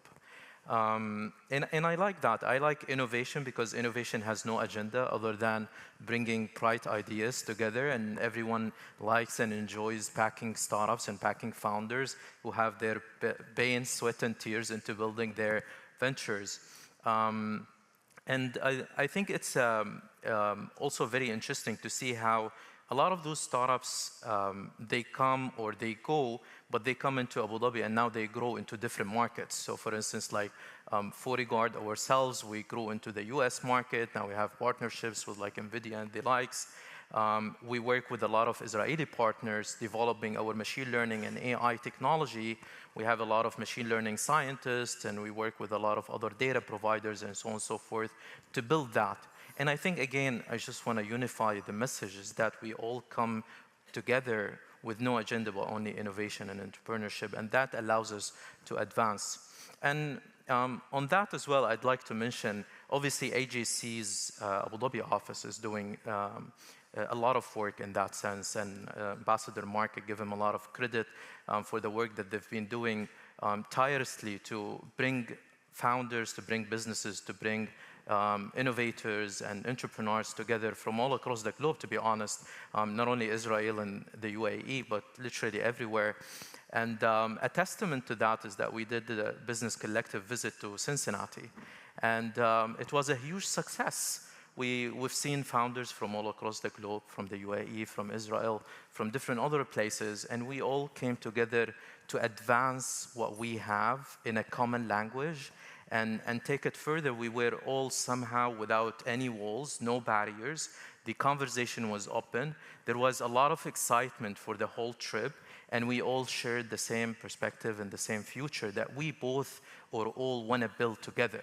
And I like that, because we don't think about anything negative. When you look into the future, you always think about what is possible. And the possibilities to do this is there. And to conclude here, that's why I love the work of AJC's office, I mean everywhere, but especially in Abu Dhabi, because they complement not only everyone's mission, not only their nation's missions, but I think they complement what this world wants. They want innovation, they want prosperity, and they want peace. Oh, Jay, thank you very much. That's so encouraging. I'm going to ask a question to all three of you. Short answers. I'm looking at the clock and I'm realizing we have a lot to say and we have very little time to say it. There has typically been far less intra-Arab trade, intra-Middle East trade than trade between the Middle East and Europe, between the Middle East and East and South Asia. Could trade and investment between Israel and its Arab neighbors, even the prospect of Israel someday serving as a Middle East investment and innovation hub, present a new paradigm for the region, greater regional economic integration? I could begin with you, Anurag. So, thank you. First of all, none of us were paid to say great things about AJC, but I will. It's been 25 years I've been personally affiliated with AJC. A lot of me here representing Indian industry, a lot of the foundation was laid through friendships that AJC facilitated between Israel, the US, and India, from the likes of Stan Bergman, yourself, and obviously the relentless Nissim Rubin over the last 20 years, furthering the friendships that have led to investments. I will say that when we look at, from Indian industry at the region, we really look at it as fertile ground, right? October 7th really interrupted what is a natural, right? There's so much room for job growth, industrial clusters, which comes with innovation, and also just long-term growth in interconnectivity. And it's a few steps that we have to get through, including this very difficult time, but we really see it as fertile ground. Excellent. Jay?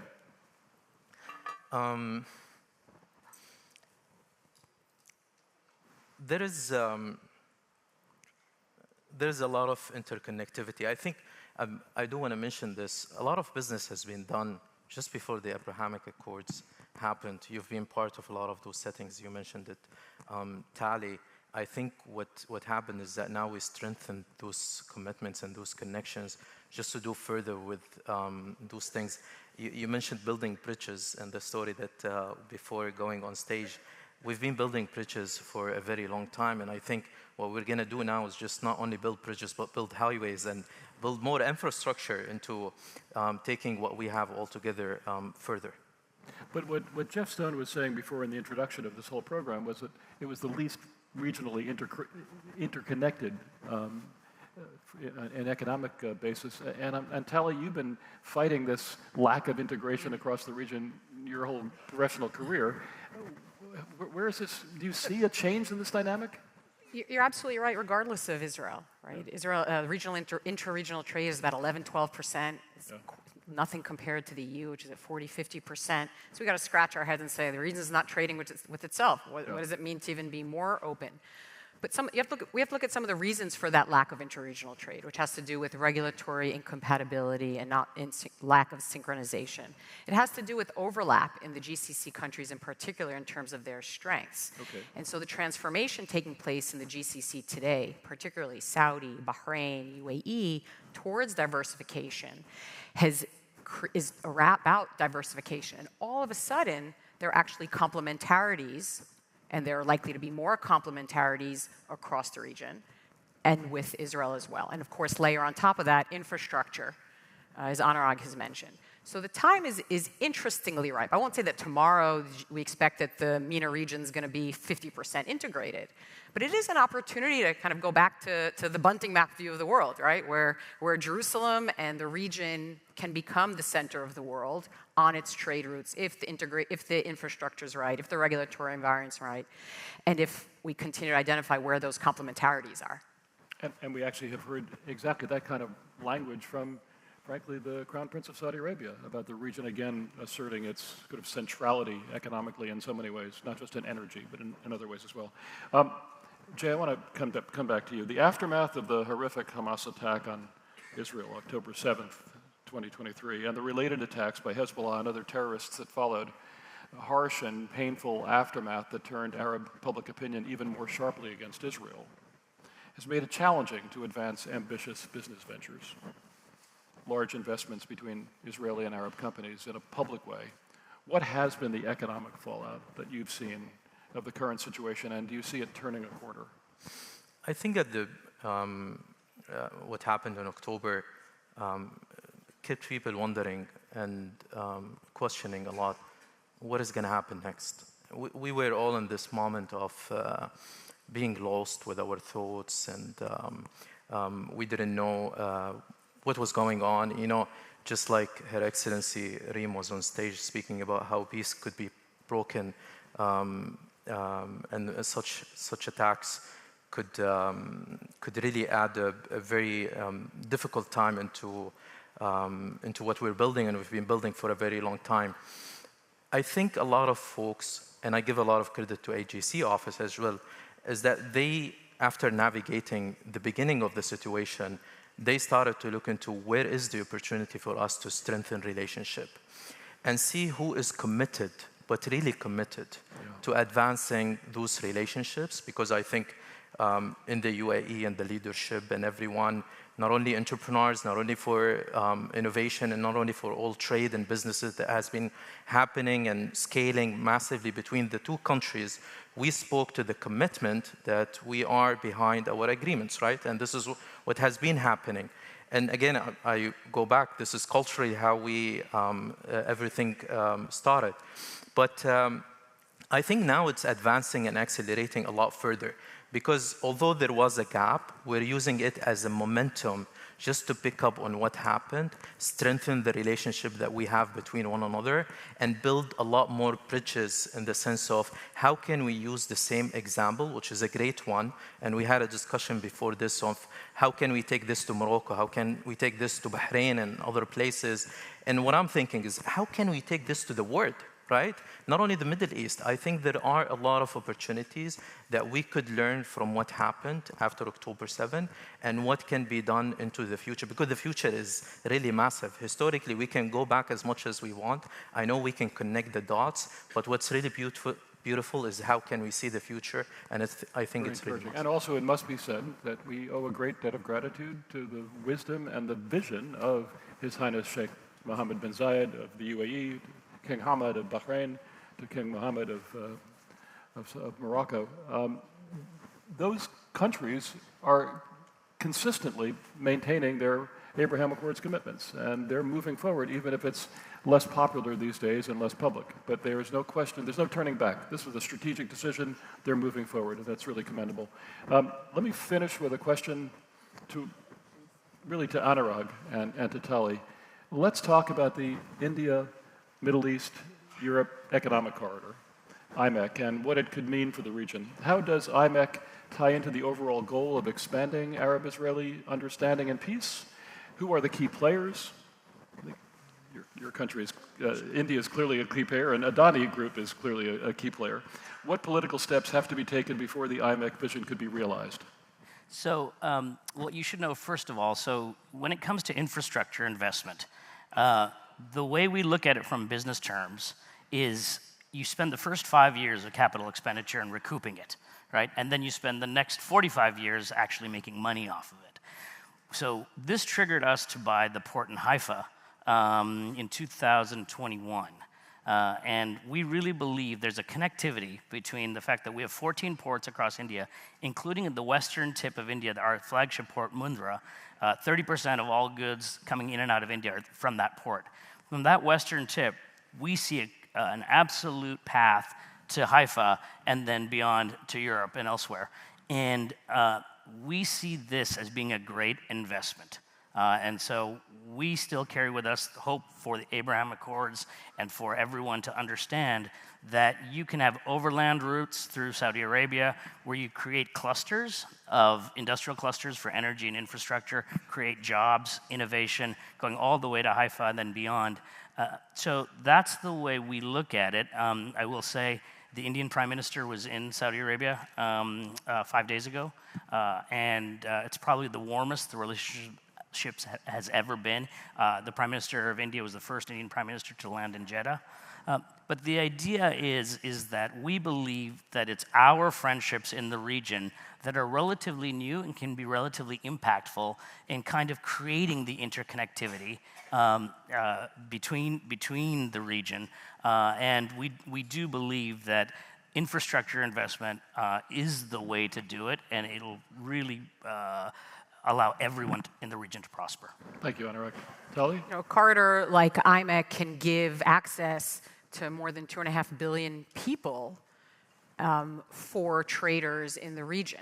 So that's opening up the aperture, certainly for Israeli exporters, but across the board. I was a part of a research project a couple of years ago looking at the regional impact of economic integration. We saw that you could add $1 trillion to the regional MENA GCC GDP if we were to be more thoroughly integrated, and that affects the cost of living in each of these countries, especially Israel with a high cost of living, adding an estimated 2% per year of GDP growth to Israel. That was the estimate at the time. So when we start thinking about what does it mean to bring overland products that come from the east in through Haifa, serving the local markets along the way, that affects real people. Yeah, excellent. Tali, Jay, Anurag, thank you very much for this fascinating conversation. Thank you. Thank you all.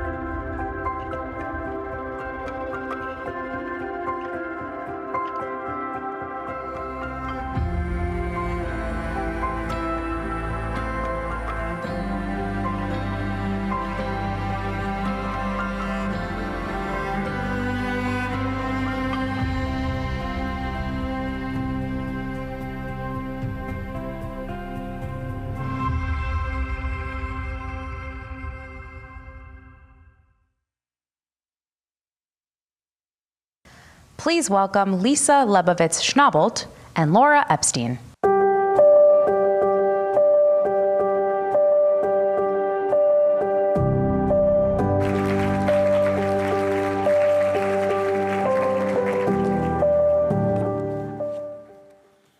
Good morning.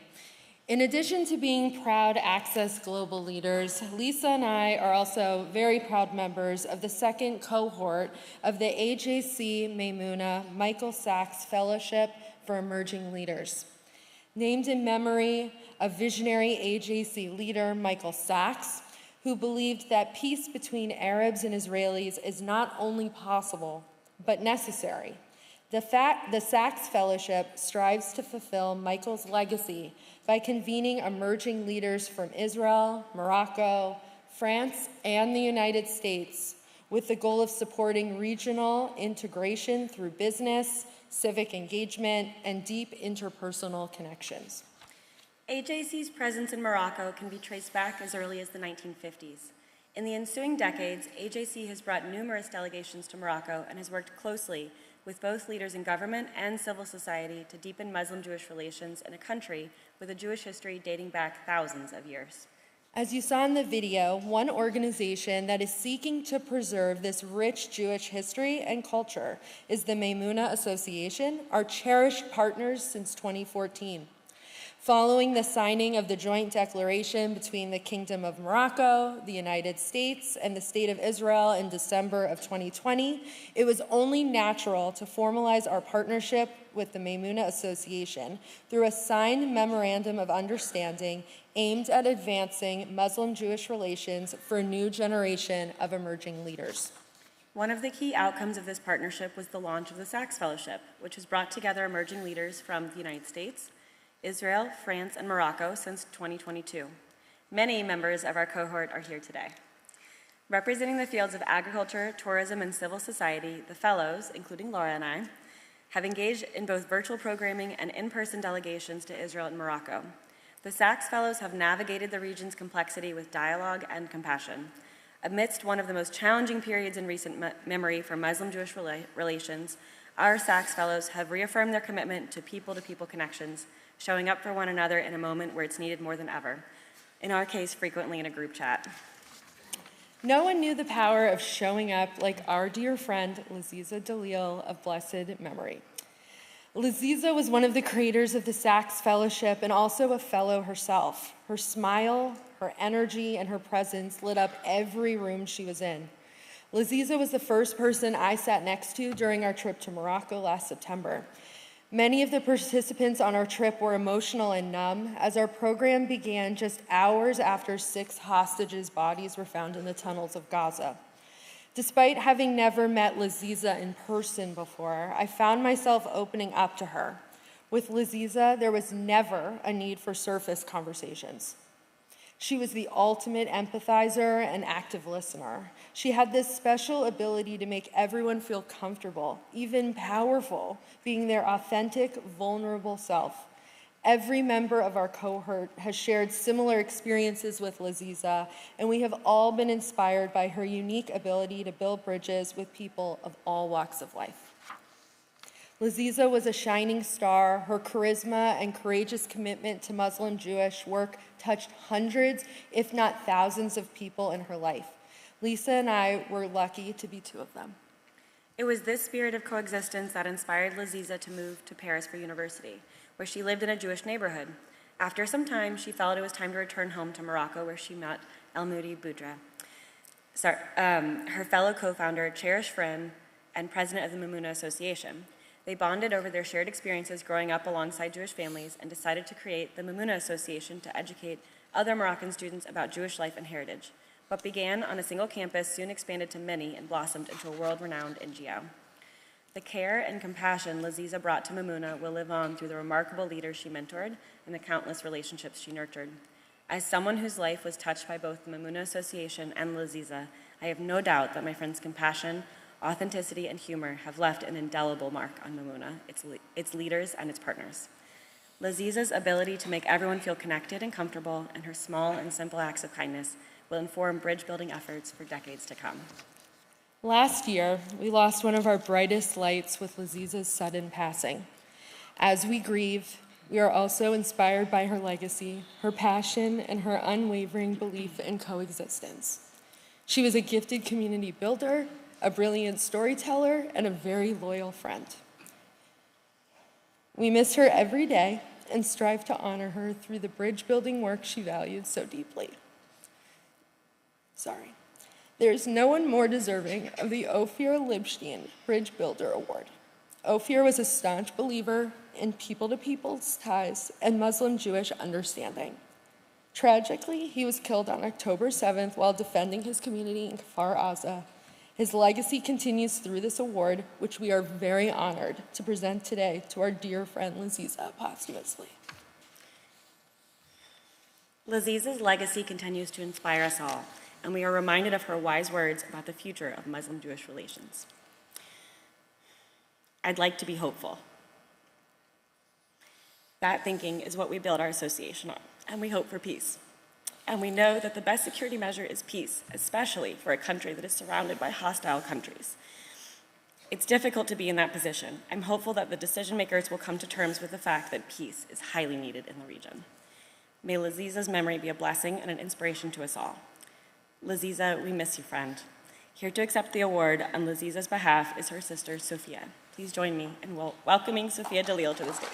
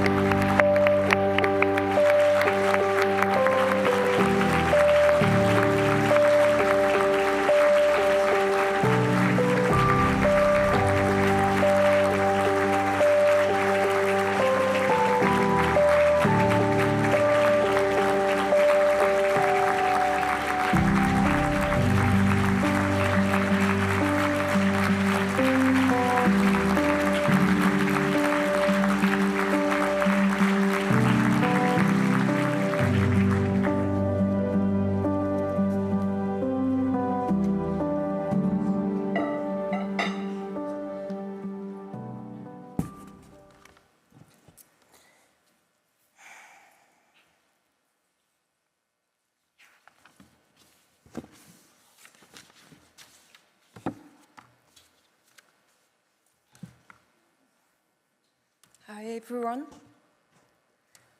I'm truly honored, grateful, and proud to be here among you today to pay tribute to my late sister. First of all, I would like to thank all the members of AJC for this prestigious event. And I would like to thank especially Mr. Isaacson Jason for making this possible.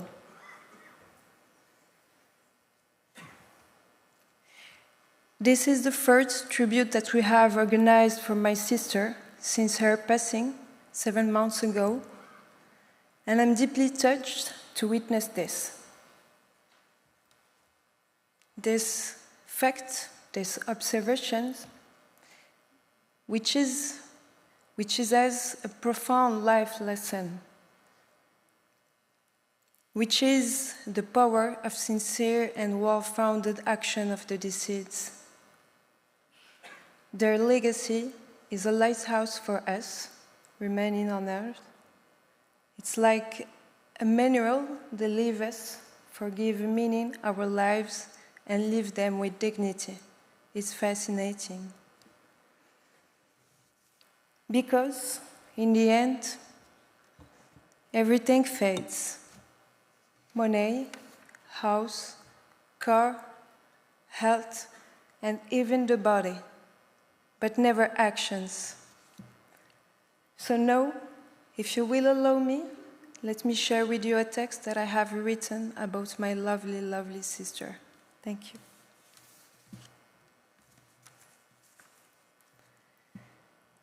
My sister was a discreet woman when it came to talking about her work with the family. To me, it seemed as if she led a double life. One where she was someone I could talk about fashion, friends, relationships, life in general, and our little personal secrets. And the other life was one where she inspired so many people professionally. She never talked or bragged about all the noble things she had accomplished. What an incredible embodiment of modesty and humility she was. From a young age, always curious, Laziza looked at the world in a mischievous way. She spoke little, listened deeply, and she read a lot. I remember her always holding this famous French comic book, Tom Tom and Nana, in her hands. Her school bag was bigger and heavier than she was. As time passed, she evolved into an intellectual, composed and thoughtful, with an impressive analytical ability. In fact, most of her observations were spot on. She became, for me, a true compass. Whenever I had important decisions to make, it was to her I turned. Laziza had the privilege of growing up in an exceptional environment and attending a prestigious cosmopolitan school, where students from various nationalities, cultures, and beliefs mingled.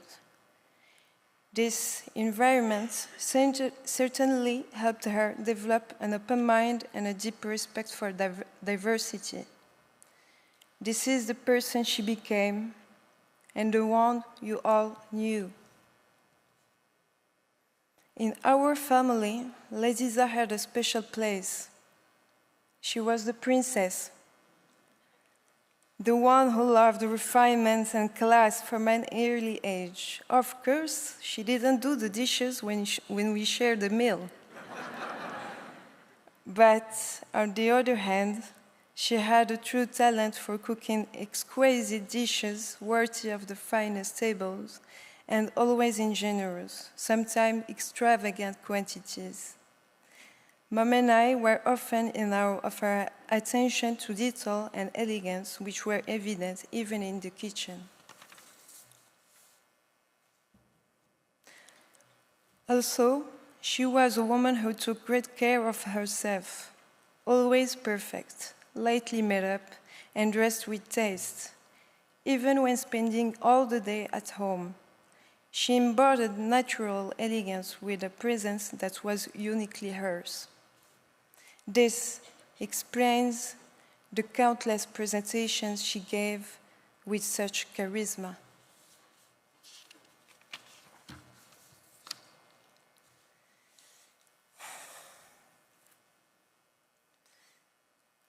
In truth, Laziza had been going through difficult times in recent years. She couldn't seem to get back on her feet despite many attempts to rise again, and it broke my heart to see her like that. I prayed quietly that things would get better for her, but clearly she's gone. Is it a coincidence, or is it a chance? I don't believe so. Yet I deeply know that she didn't take her own life. And now, I try to soothe, if only for a moment, the deep scar left by her departure by telling myself that she's no longer suffering, that she's resting now, and most of all, that she left with honor. Because we will always remember her as someone who brought nobility to everything she did professionally, as someone who never went unnoticed, as someone who captured everyone's attention the moment she entered the room. In short, a true role model, a remarkable woman. Maybe it was her karma, a life lived with grace and rewarded with peace. Thank you.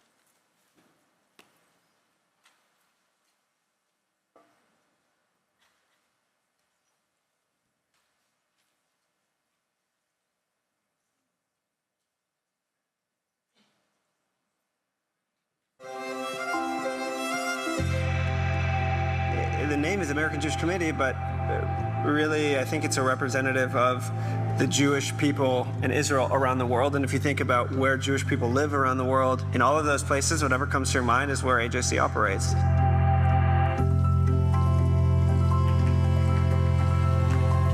My favorite part of AJC is that it characterizes something that I'm very passionate about, which is representing the safety, security, and the role of Jewish people in the world, and the role of Israel's place in the world.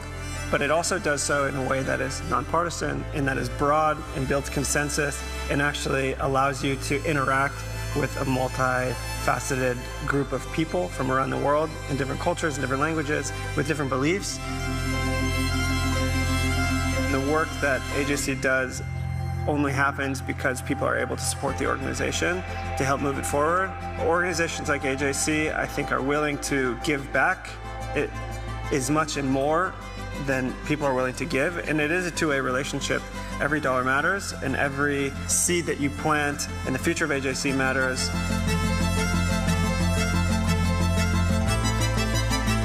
I moved here with, at the time, my fiance, Soraya. We got married in Israel. We had a baby in Israel, Ari. He's the first in two generations. My dad's Israeli, my grandparents are Israeli. He's now almost 11 months old, and proud that he actually is born as an Israeli citizen and a new generation. At the end of the day, I am a very strong believer that the success of the Jewish people and the success of Israel is going to happen because of a broad group of support and consensus from around the world, and I don't know any other groups that are doing it quite like AJC is.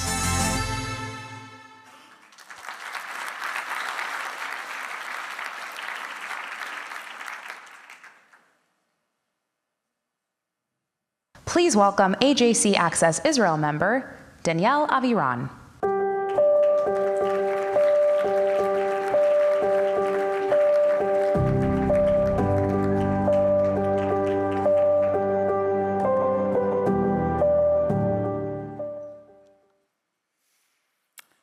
Memorial Day in Israel starts tonight. For as long as I can remember, Memorial Day in Israel has been the saddest day of the year. It is a day filled with heavy silence, a day of pain that words can't really describe. It's a sacred day for so many families. The radio plays only mournful songs. The TV shows only heartbreaking stories. At exactly 11 a.m., the entire country stops. Cars on the highway, trains, people in the streets, the entire country stands still 2 full minutes just to remember. But since October 7th, everything has changed. Our lives were turned upside down. It feels like we've been living inside one long, endless Memorial Day. Even when we smile, laugh, or dance, it never feels whole.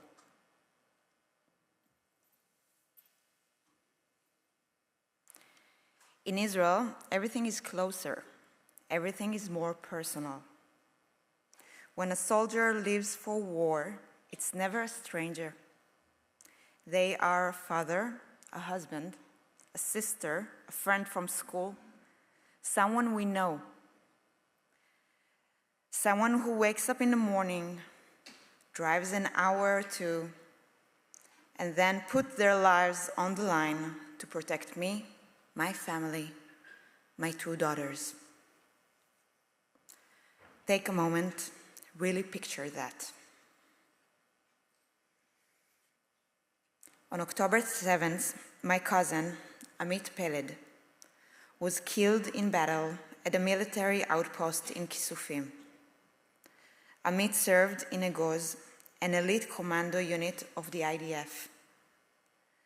Amit and his squad bravely fought against Hamas and sacrificed their lives defending 32 female soldiers, 14 wounded soldiers, 2 civilian women, and a baby who were trapped on base. Thanks to Amit and his friends, lives were saved, and we are still able to call this little piece of land our home. Amit wasn't only a brave and heroic soldier. Above all, he was gentle and sensitive soul. He was the beloved son of Dania and Omer and a brother to Gaia. He was deeply loved by his family and friends, had a passion for travel and music, and a strong desire to spread goodness in the world. Thank you to the American Jewish Committee for giving me the opportunity to honor Amit and all the brave souls we owe our lives to. Thanks to them, we are here today. Our mission now is to carry their light forward. I encourage everyone to honor their legacies,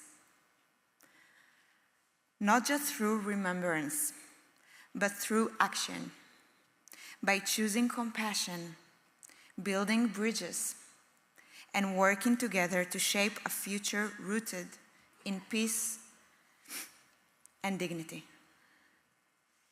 Even when it sometimes feels impossible and the world is shifting before our eyes, together, across communities and borders, we have the power to create a better reality. Thank you.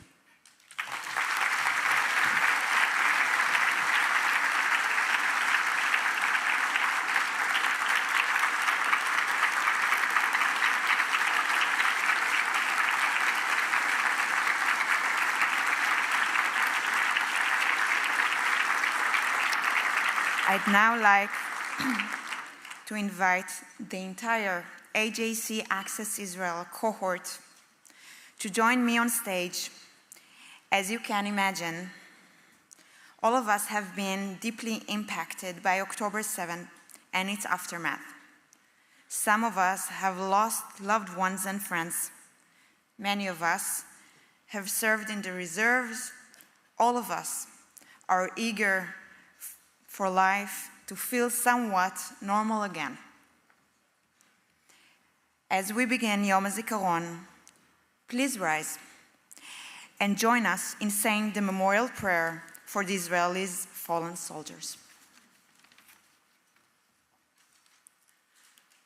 יזכור אלוהים את נשמות בניו גיבוריו, חיילי צבא ההגנה לישראל, שנפלו במלחמות ישראל, בפעולות ההגנה, תגמול וביטחון ובעת מילוי תפקידם, ונשמות כל לוחמי המחתרות ובחטיבות הלוחמים במערכות העם, שחרפו נפשם למות על קדושת השם, ובעזרת אלוהי מערכות ישראל הביאו לתקומת האומה והמדינה ולגאולת הארץ ועיר האלוהים.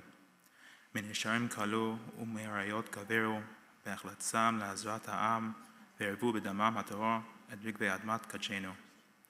זכר עקדתם ומעשה גבורתם לא יסופו מאיתנו לעולמים. תהיינה נשמותיהם צרורות בצרור החיים, נשמות אברהם, יצחק ויעקב, והם שאר גיבורי ישראל וקדושיו שבגן עדן עד עולם.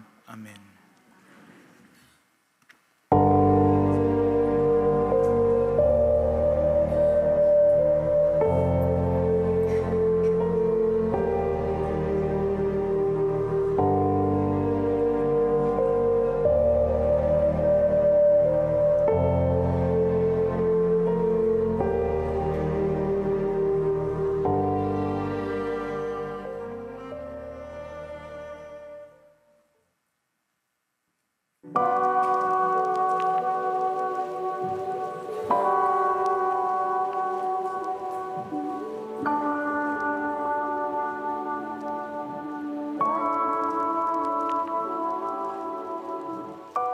ללא מילים, ללא תחושות, אין מנוס ממחשבות, יש פה קרע לא מוסבר, איך שרים כשלב נשבר, אני פה מול החדשות, לא מעכל את הדמעות. We are supporting our soldiers and our civilians all over the country. We are doing everything to allow our fighters to fight. ערפל כבד נחת עכשיו, למי פונים? הנשמה פצועה בקרב, שמע ישראל אומרים יחדיו. עוד לא עבדה תקוותנו להיות חופשי בארצנו, שמע ישראל כולנו עם אחד. עוד לא עבדה תקוותנו להיות חופשי בארצנו, שמע ישראל כולנו עם אחד.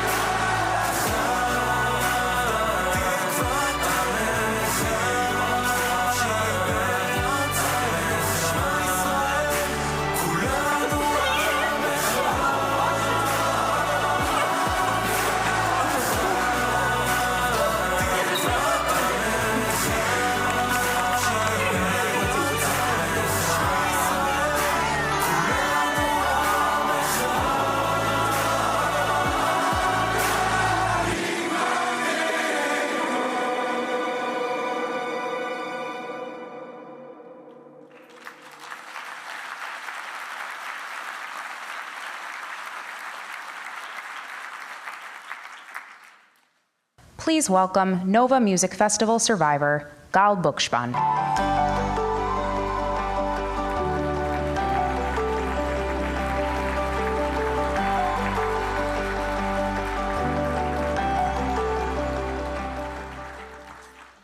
Yesterday, I walked past the September 11 Memorial in New York. It's hard to believe it's been almost 25 years since that day.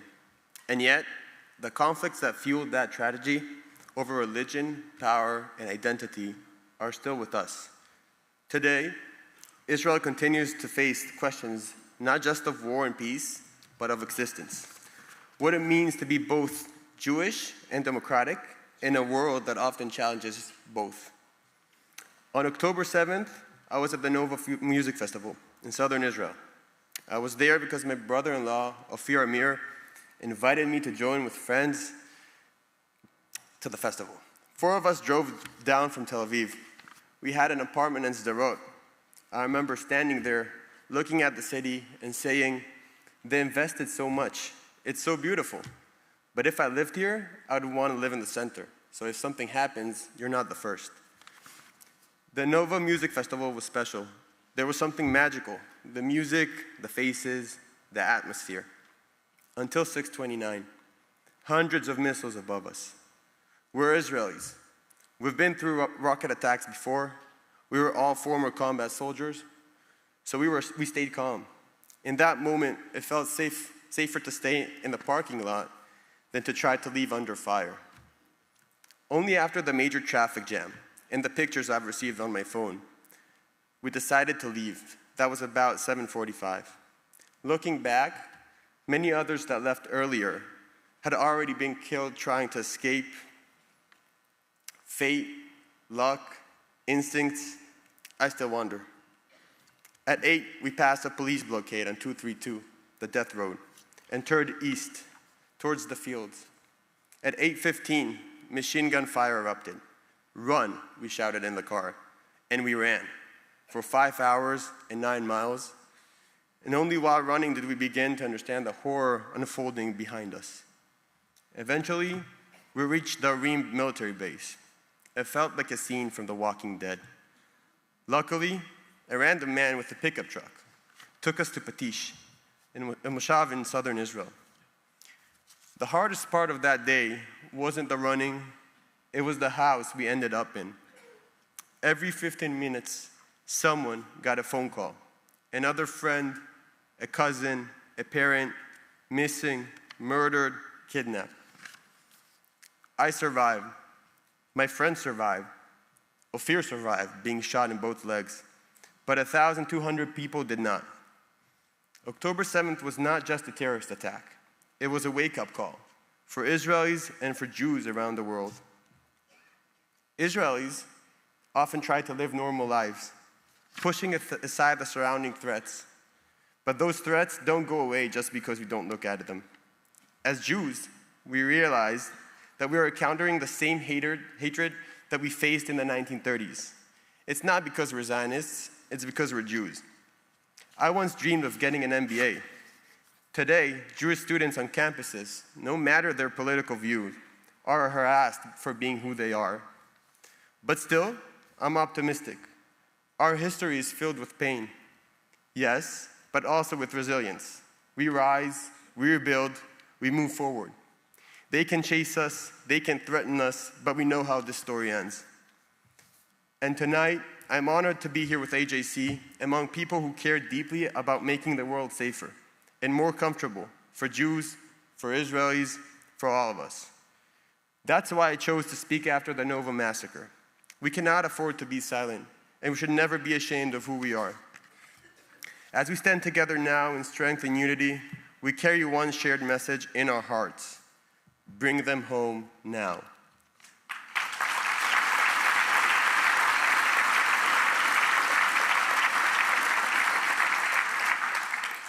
The spirit of unity, along with the resilience of the Jewish people, is what we celebrate when we move from the soberness of Yom HaZikaron to the joy of Yom Ha'atzmaut, Israeli Independence Day. And now, in the same spirit, I'd like to invite the AJC ACCESS Israel delegation back to the stage to join me in singing Hatikva.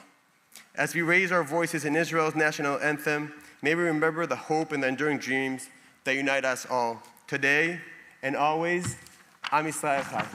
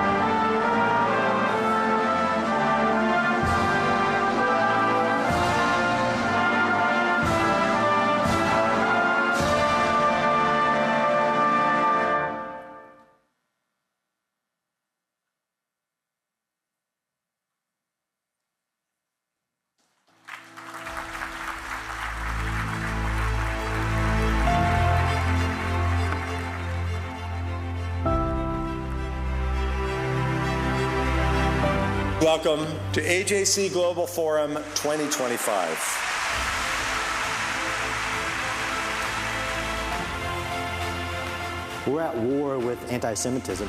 Bring them home is not a slogan. It is a call to action. Total victory does not happen only until the last hostage comes out. We need them home now, before it's too late.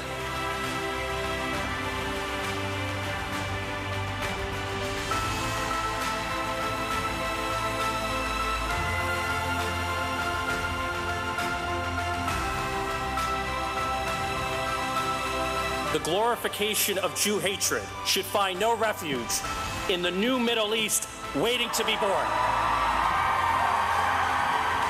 If history has taught us anything, is that we are not a people who surrender. Jewish students are going nowhere. Fighting anti-Semitism is not a political strategy, it's a moral obligation. I come here with a simple message. The future of the Middle East belongs to Israel and the Abraham Accords. Standing with Israel is standing with a strong and vibrant Israeli democracy. Paraguay is here to say we will not abandon Israel. It's why we count on you to engage in AJC's powerful global advocacy. And this is what AJC does every single day.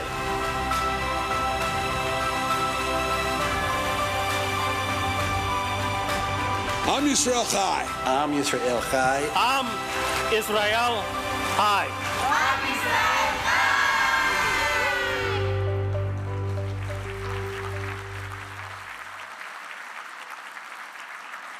Please welcome AJC CEO Ted Deutch.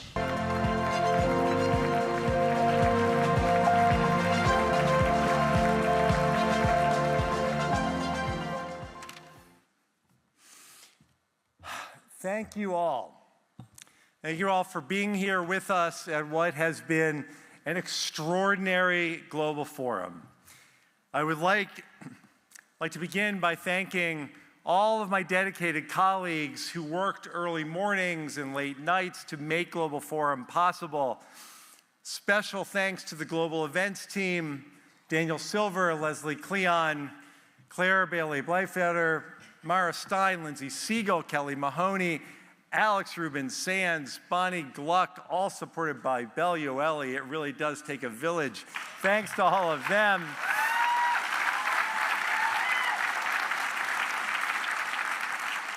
Thanks as well to Casey and Jack. Thanks to Brett and Jen. I am so grateful for the opportunity to work with such a remarkable group of colleagues, like all of them and Sophie and all of you all throughout this hall. I also want to thank and extend my deep gratitude to outgoing AJC President, my amazing partner, Michael Tickner. I want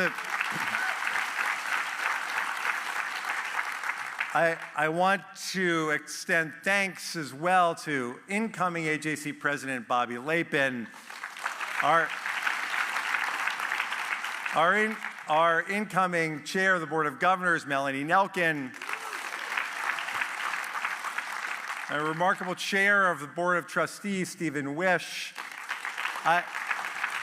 I want to thank the Executive Council, the Board of Governors, regional leadership from across the United States for their support, as well as everyone, all of the AJC lay leaders who chaired and introduced sessions here at Global Forum. I also want to thank our more than 150 global Jewish leaders representing 45 countries, as well as the government leaders, diplomats, and other leaders who have been here with us. It has been our honor to have you with us. And just seeing, since I didn't give anyone a heads up I was going to do this, if it's possible to turn the lights up for a second, I want to highlight the amazing young people in the room, more than 175 leaders from 46 universities across the US and 28 countries. Please rise.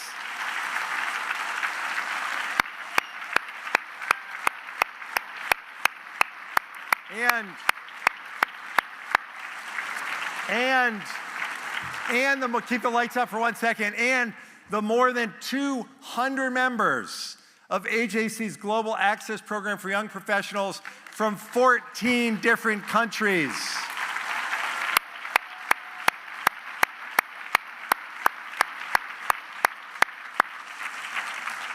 And finally, a delegation of high school students who are part of our Leaders for Tomorrow program that empowers and develops teen advocates. Thank you for being here.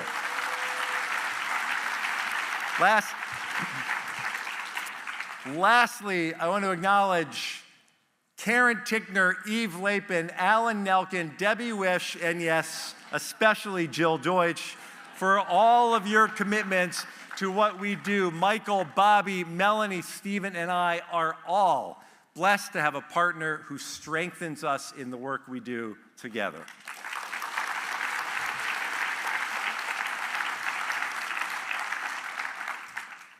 All right. I've always found it profoundly moving that Yom HaZikaron and Yom Ha'atzmaut flow directly into the other. Israelis mourn those lost in defense of their nation. This year, marking the loss of 25,420 who have fallen in defense of Eretz Yisrael, 319 being added just this year. Even on this Yom HaZikaron, we remember the 5,229 civilians murdered in terror attacks.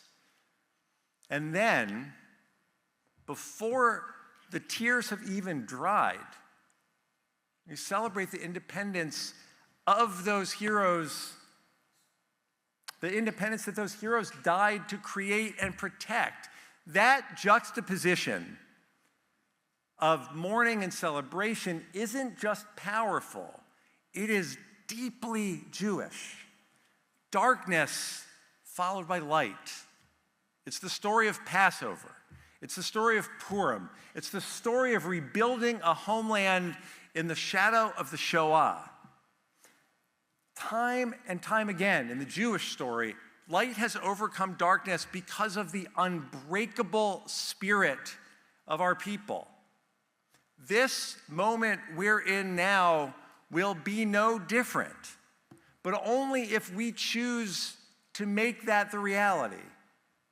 If we choose action over apathy, if we choose action over fear, if we choose to live as proud Jews and proud Zionists in the face of so much hatred.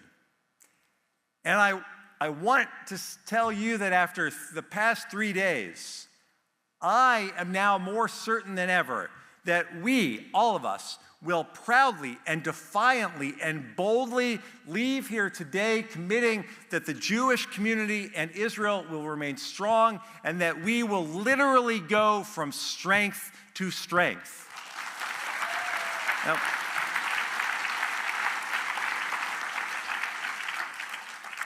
over the past 3 days, we've experienced AJC's vision for the future, a world where global Jewish life is not only safe, but thriving, where Israel stands strong and proud among the nations.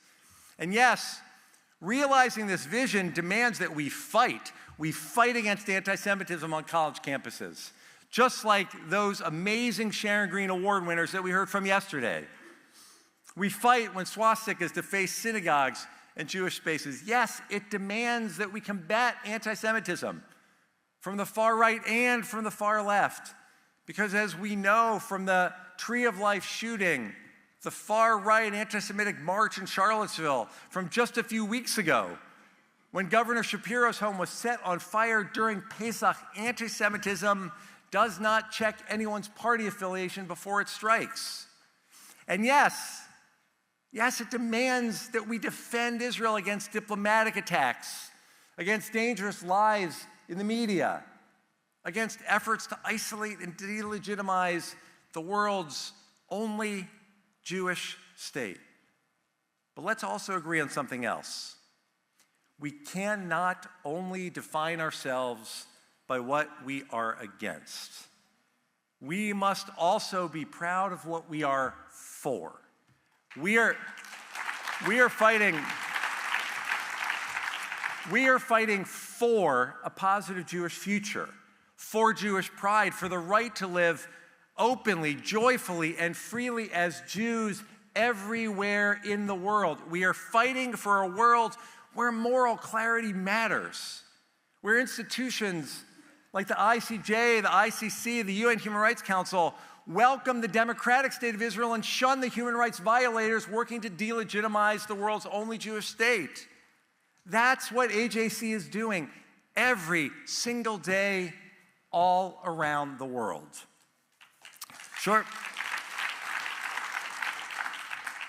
Shortly after October 7th, I traveled with a group of AJC leaders to Israel. Someone asked President Herzog, what can we do to help? And his response, it was everything, everything. So for the past 571 days, AJC has risen to meet that challenge. Last year, on the Global Forum stage, I told you how AJC was going to dramatically increase our efforts to secure Israel's place in the region and to defend Jewish students on campus. Since then, our Center for New Middle East has been active in creating and deepening partnerships between Israel and its neighbors through diplomacy, civil society, and business, including through a series of events in the US and around the world, bringing together Israeli and regional leaders. Our incredible professionals in Washington and Abu Dhabi, Jerusalem, and around the world are continuing to scale these efforts to lay the foundation necessary for greater understanding and to secure Israel's place in the region for decades to come. And our Center for Education Advocacy is, quite frankly, leading the charge on the most important battlefield in the fight for our community, in the fight against anti-Semitism, our educational spaces. In partnership with Hillel International and the American Council on Education, the Center for Education Advocacy brought together more than 75 university presidents from all across the country to address the crisis of anti-Semitism on campus. And we've continued to work with government officials and educational institutions at every level, public schools, independent schools, charter schools, to ensure that Jews and Zionists in the classroom and on campus will not only no longer live in fear, but will thrive. We've defended Israel from diplomatic attacks and slander in the global media. We've stood up for Jewish students in K-12 schools and on university campuses. We brought dozens of delegations of hostage families and former hostages, as well as our message of moral clarity, to halls of power across the globe. There is so much for us to be proud of. My friends, the fact that we have held more than 500 meetings giving voice to the hostage families and demanding that every hostage be brought home is among the very highest of our achievements. We owe it to them. We should be proud of the work that we've done to elevate their stories. And AJC today is in a position of great strength. This global forum, this room, all of you here today are a testament to that strength. In a matter of 24 hours, you all rose to the challenge presented by a generous anonymous donor and raised $1 million to help pursue our shared mission. But you didn't just do that. You exceeded the goal. Another generous donor extended the challenge. And since the start of Global Forum, you've invested $1.5 million in AJC already, and I thank you for your generosity.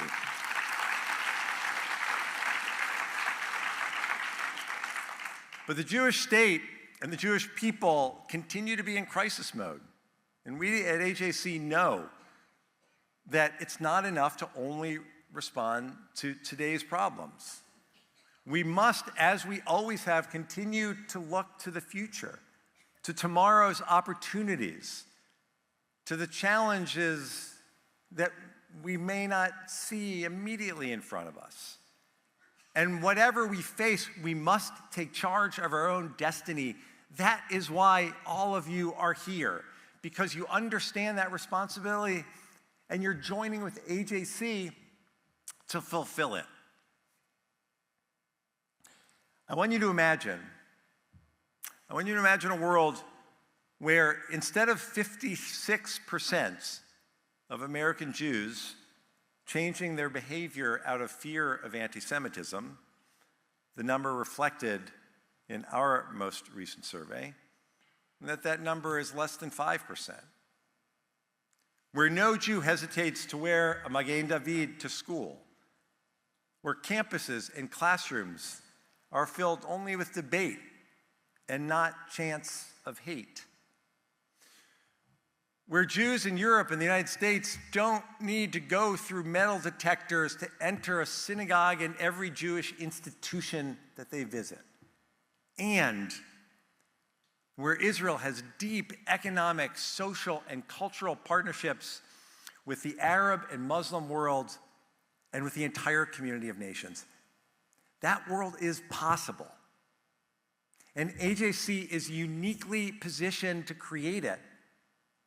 With our 40 global offices, 25 across the US, 15 overseas posts on 6 continents, dozens of partnerships with Jewish communal organizations. Wherever the Jewish people need us, AJC is there. We are a global people. The challenges the Jewish community faces are global. What happens to Jews in Johannesburg impacts Jews in Jerusalem.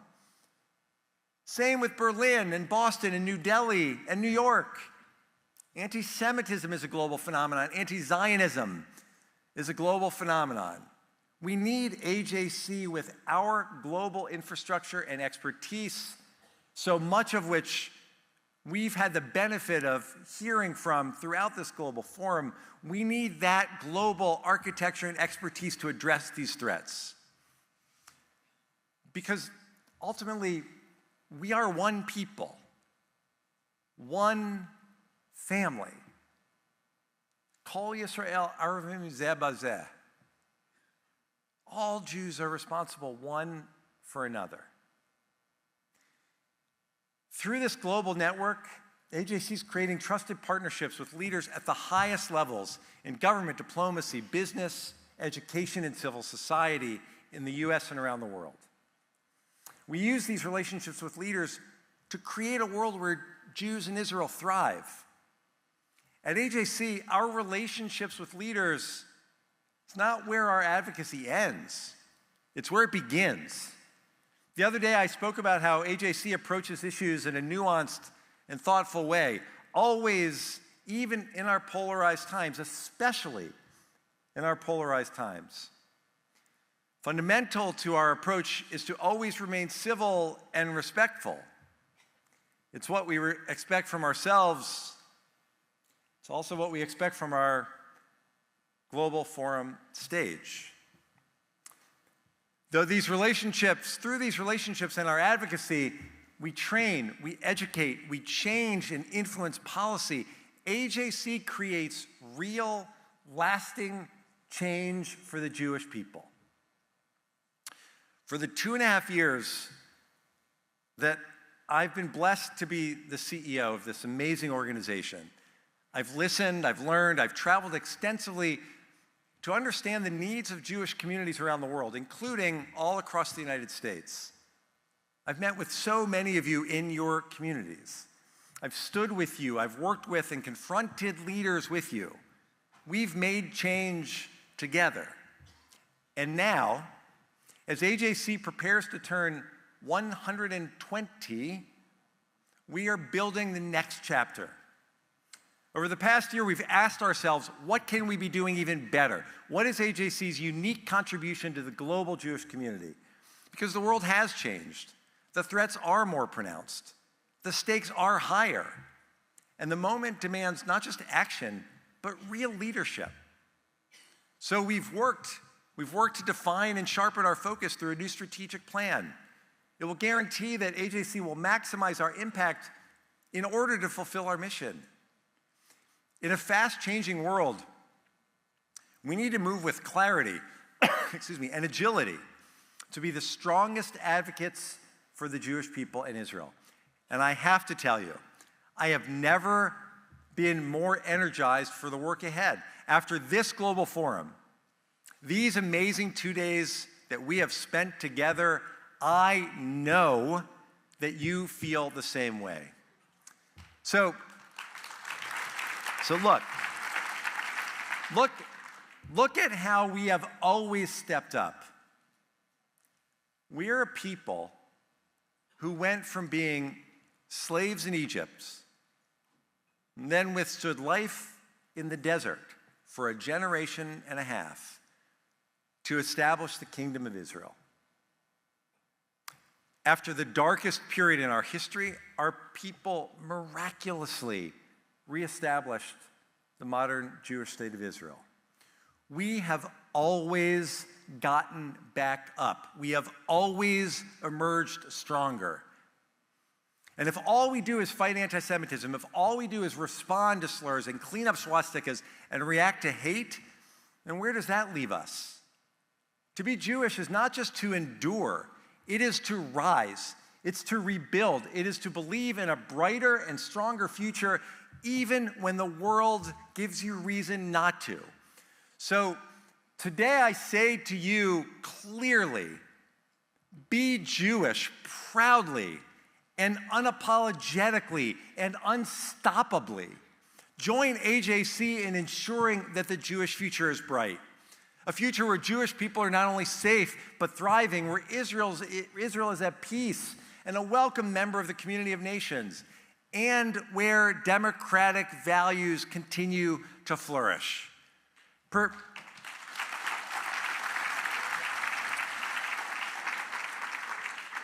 Pirkei Avot tells us that we are not obligated to complete the work, but neither are we free to abandon it. We are doing this holy work together because the Jewish community needs us, because Israel needs us, because the world needs AJC. We will never abandon the work. We will do it with every fiber of our being. I want to thank you for coming to Global Forum. Thank you for supporting AJC, for giving to AJC, for leading AJC into the future.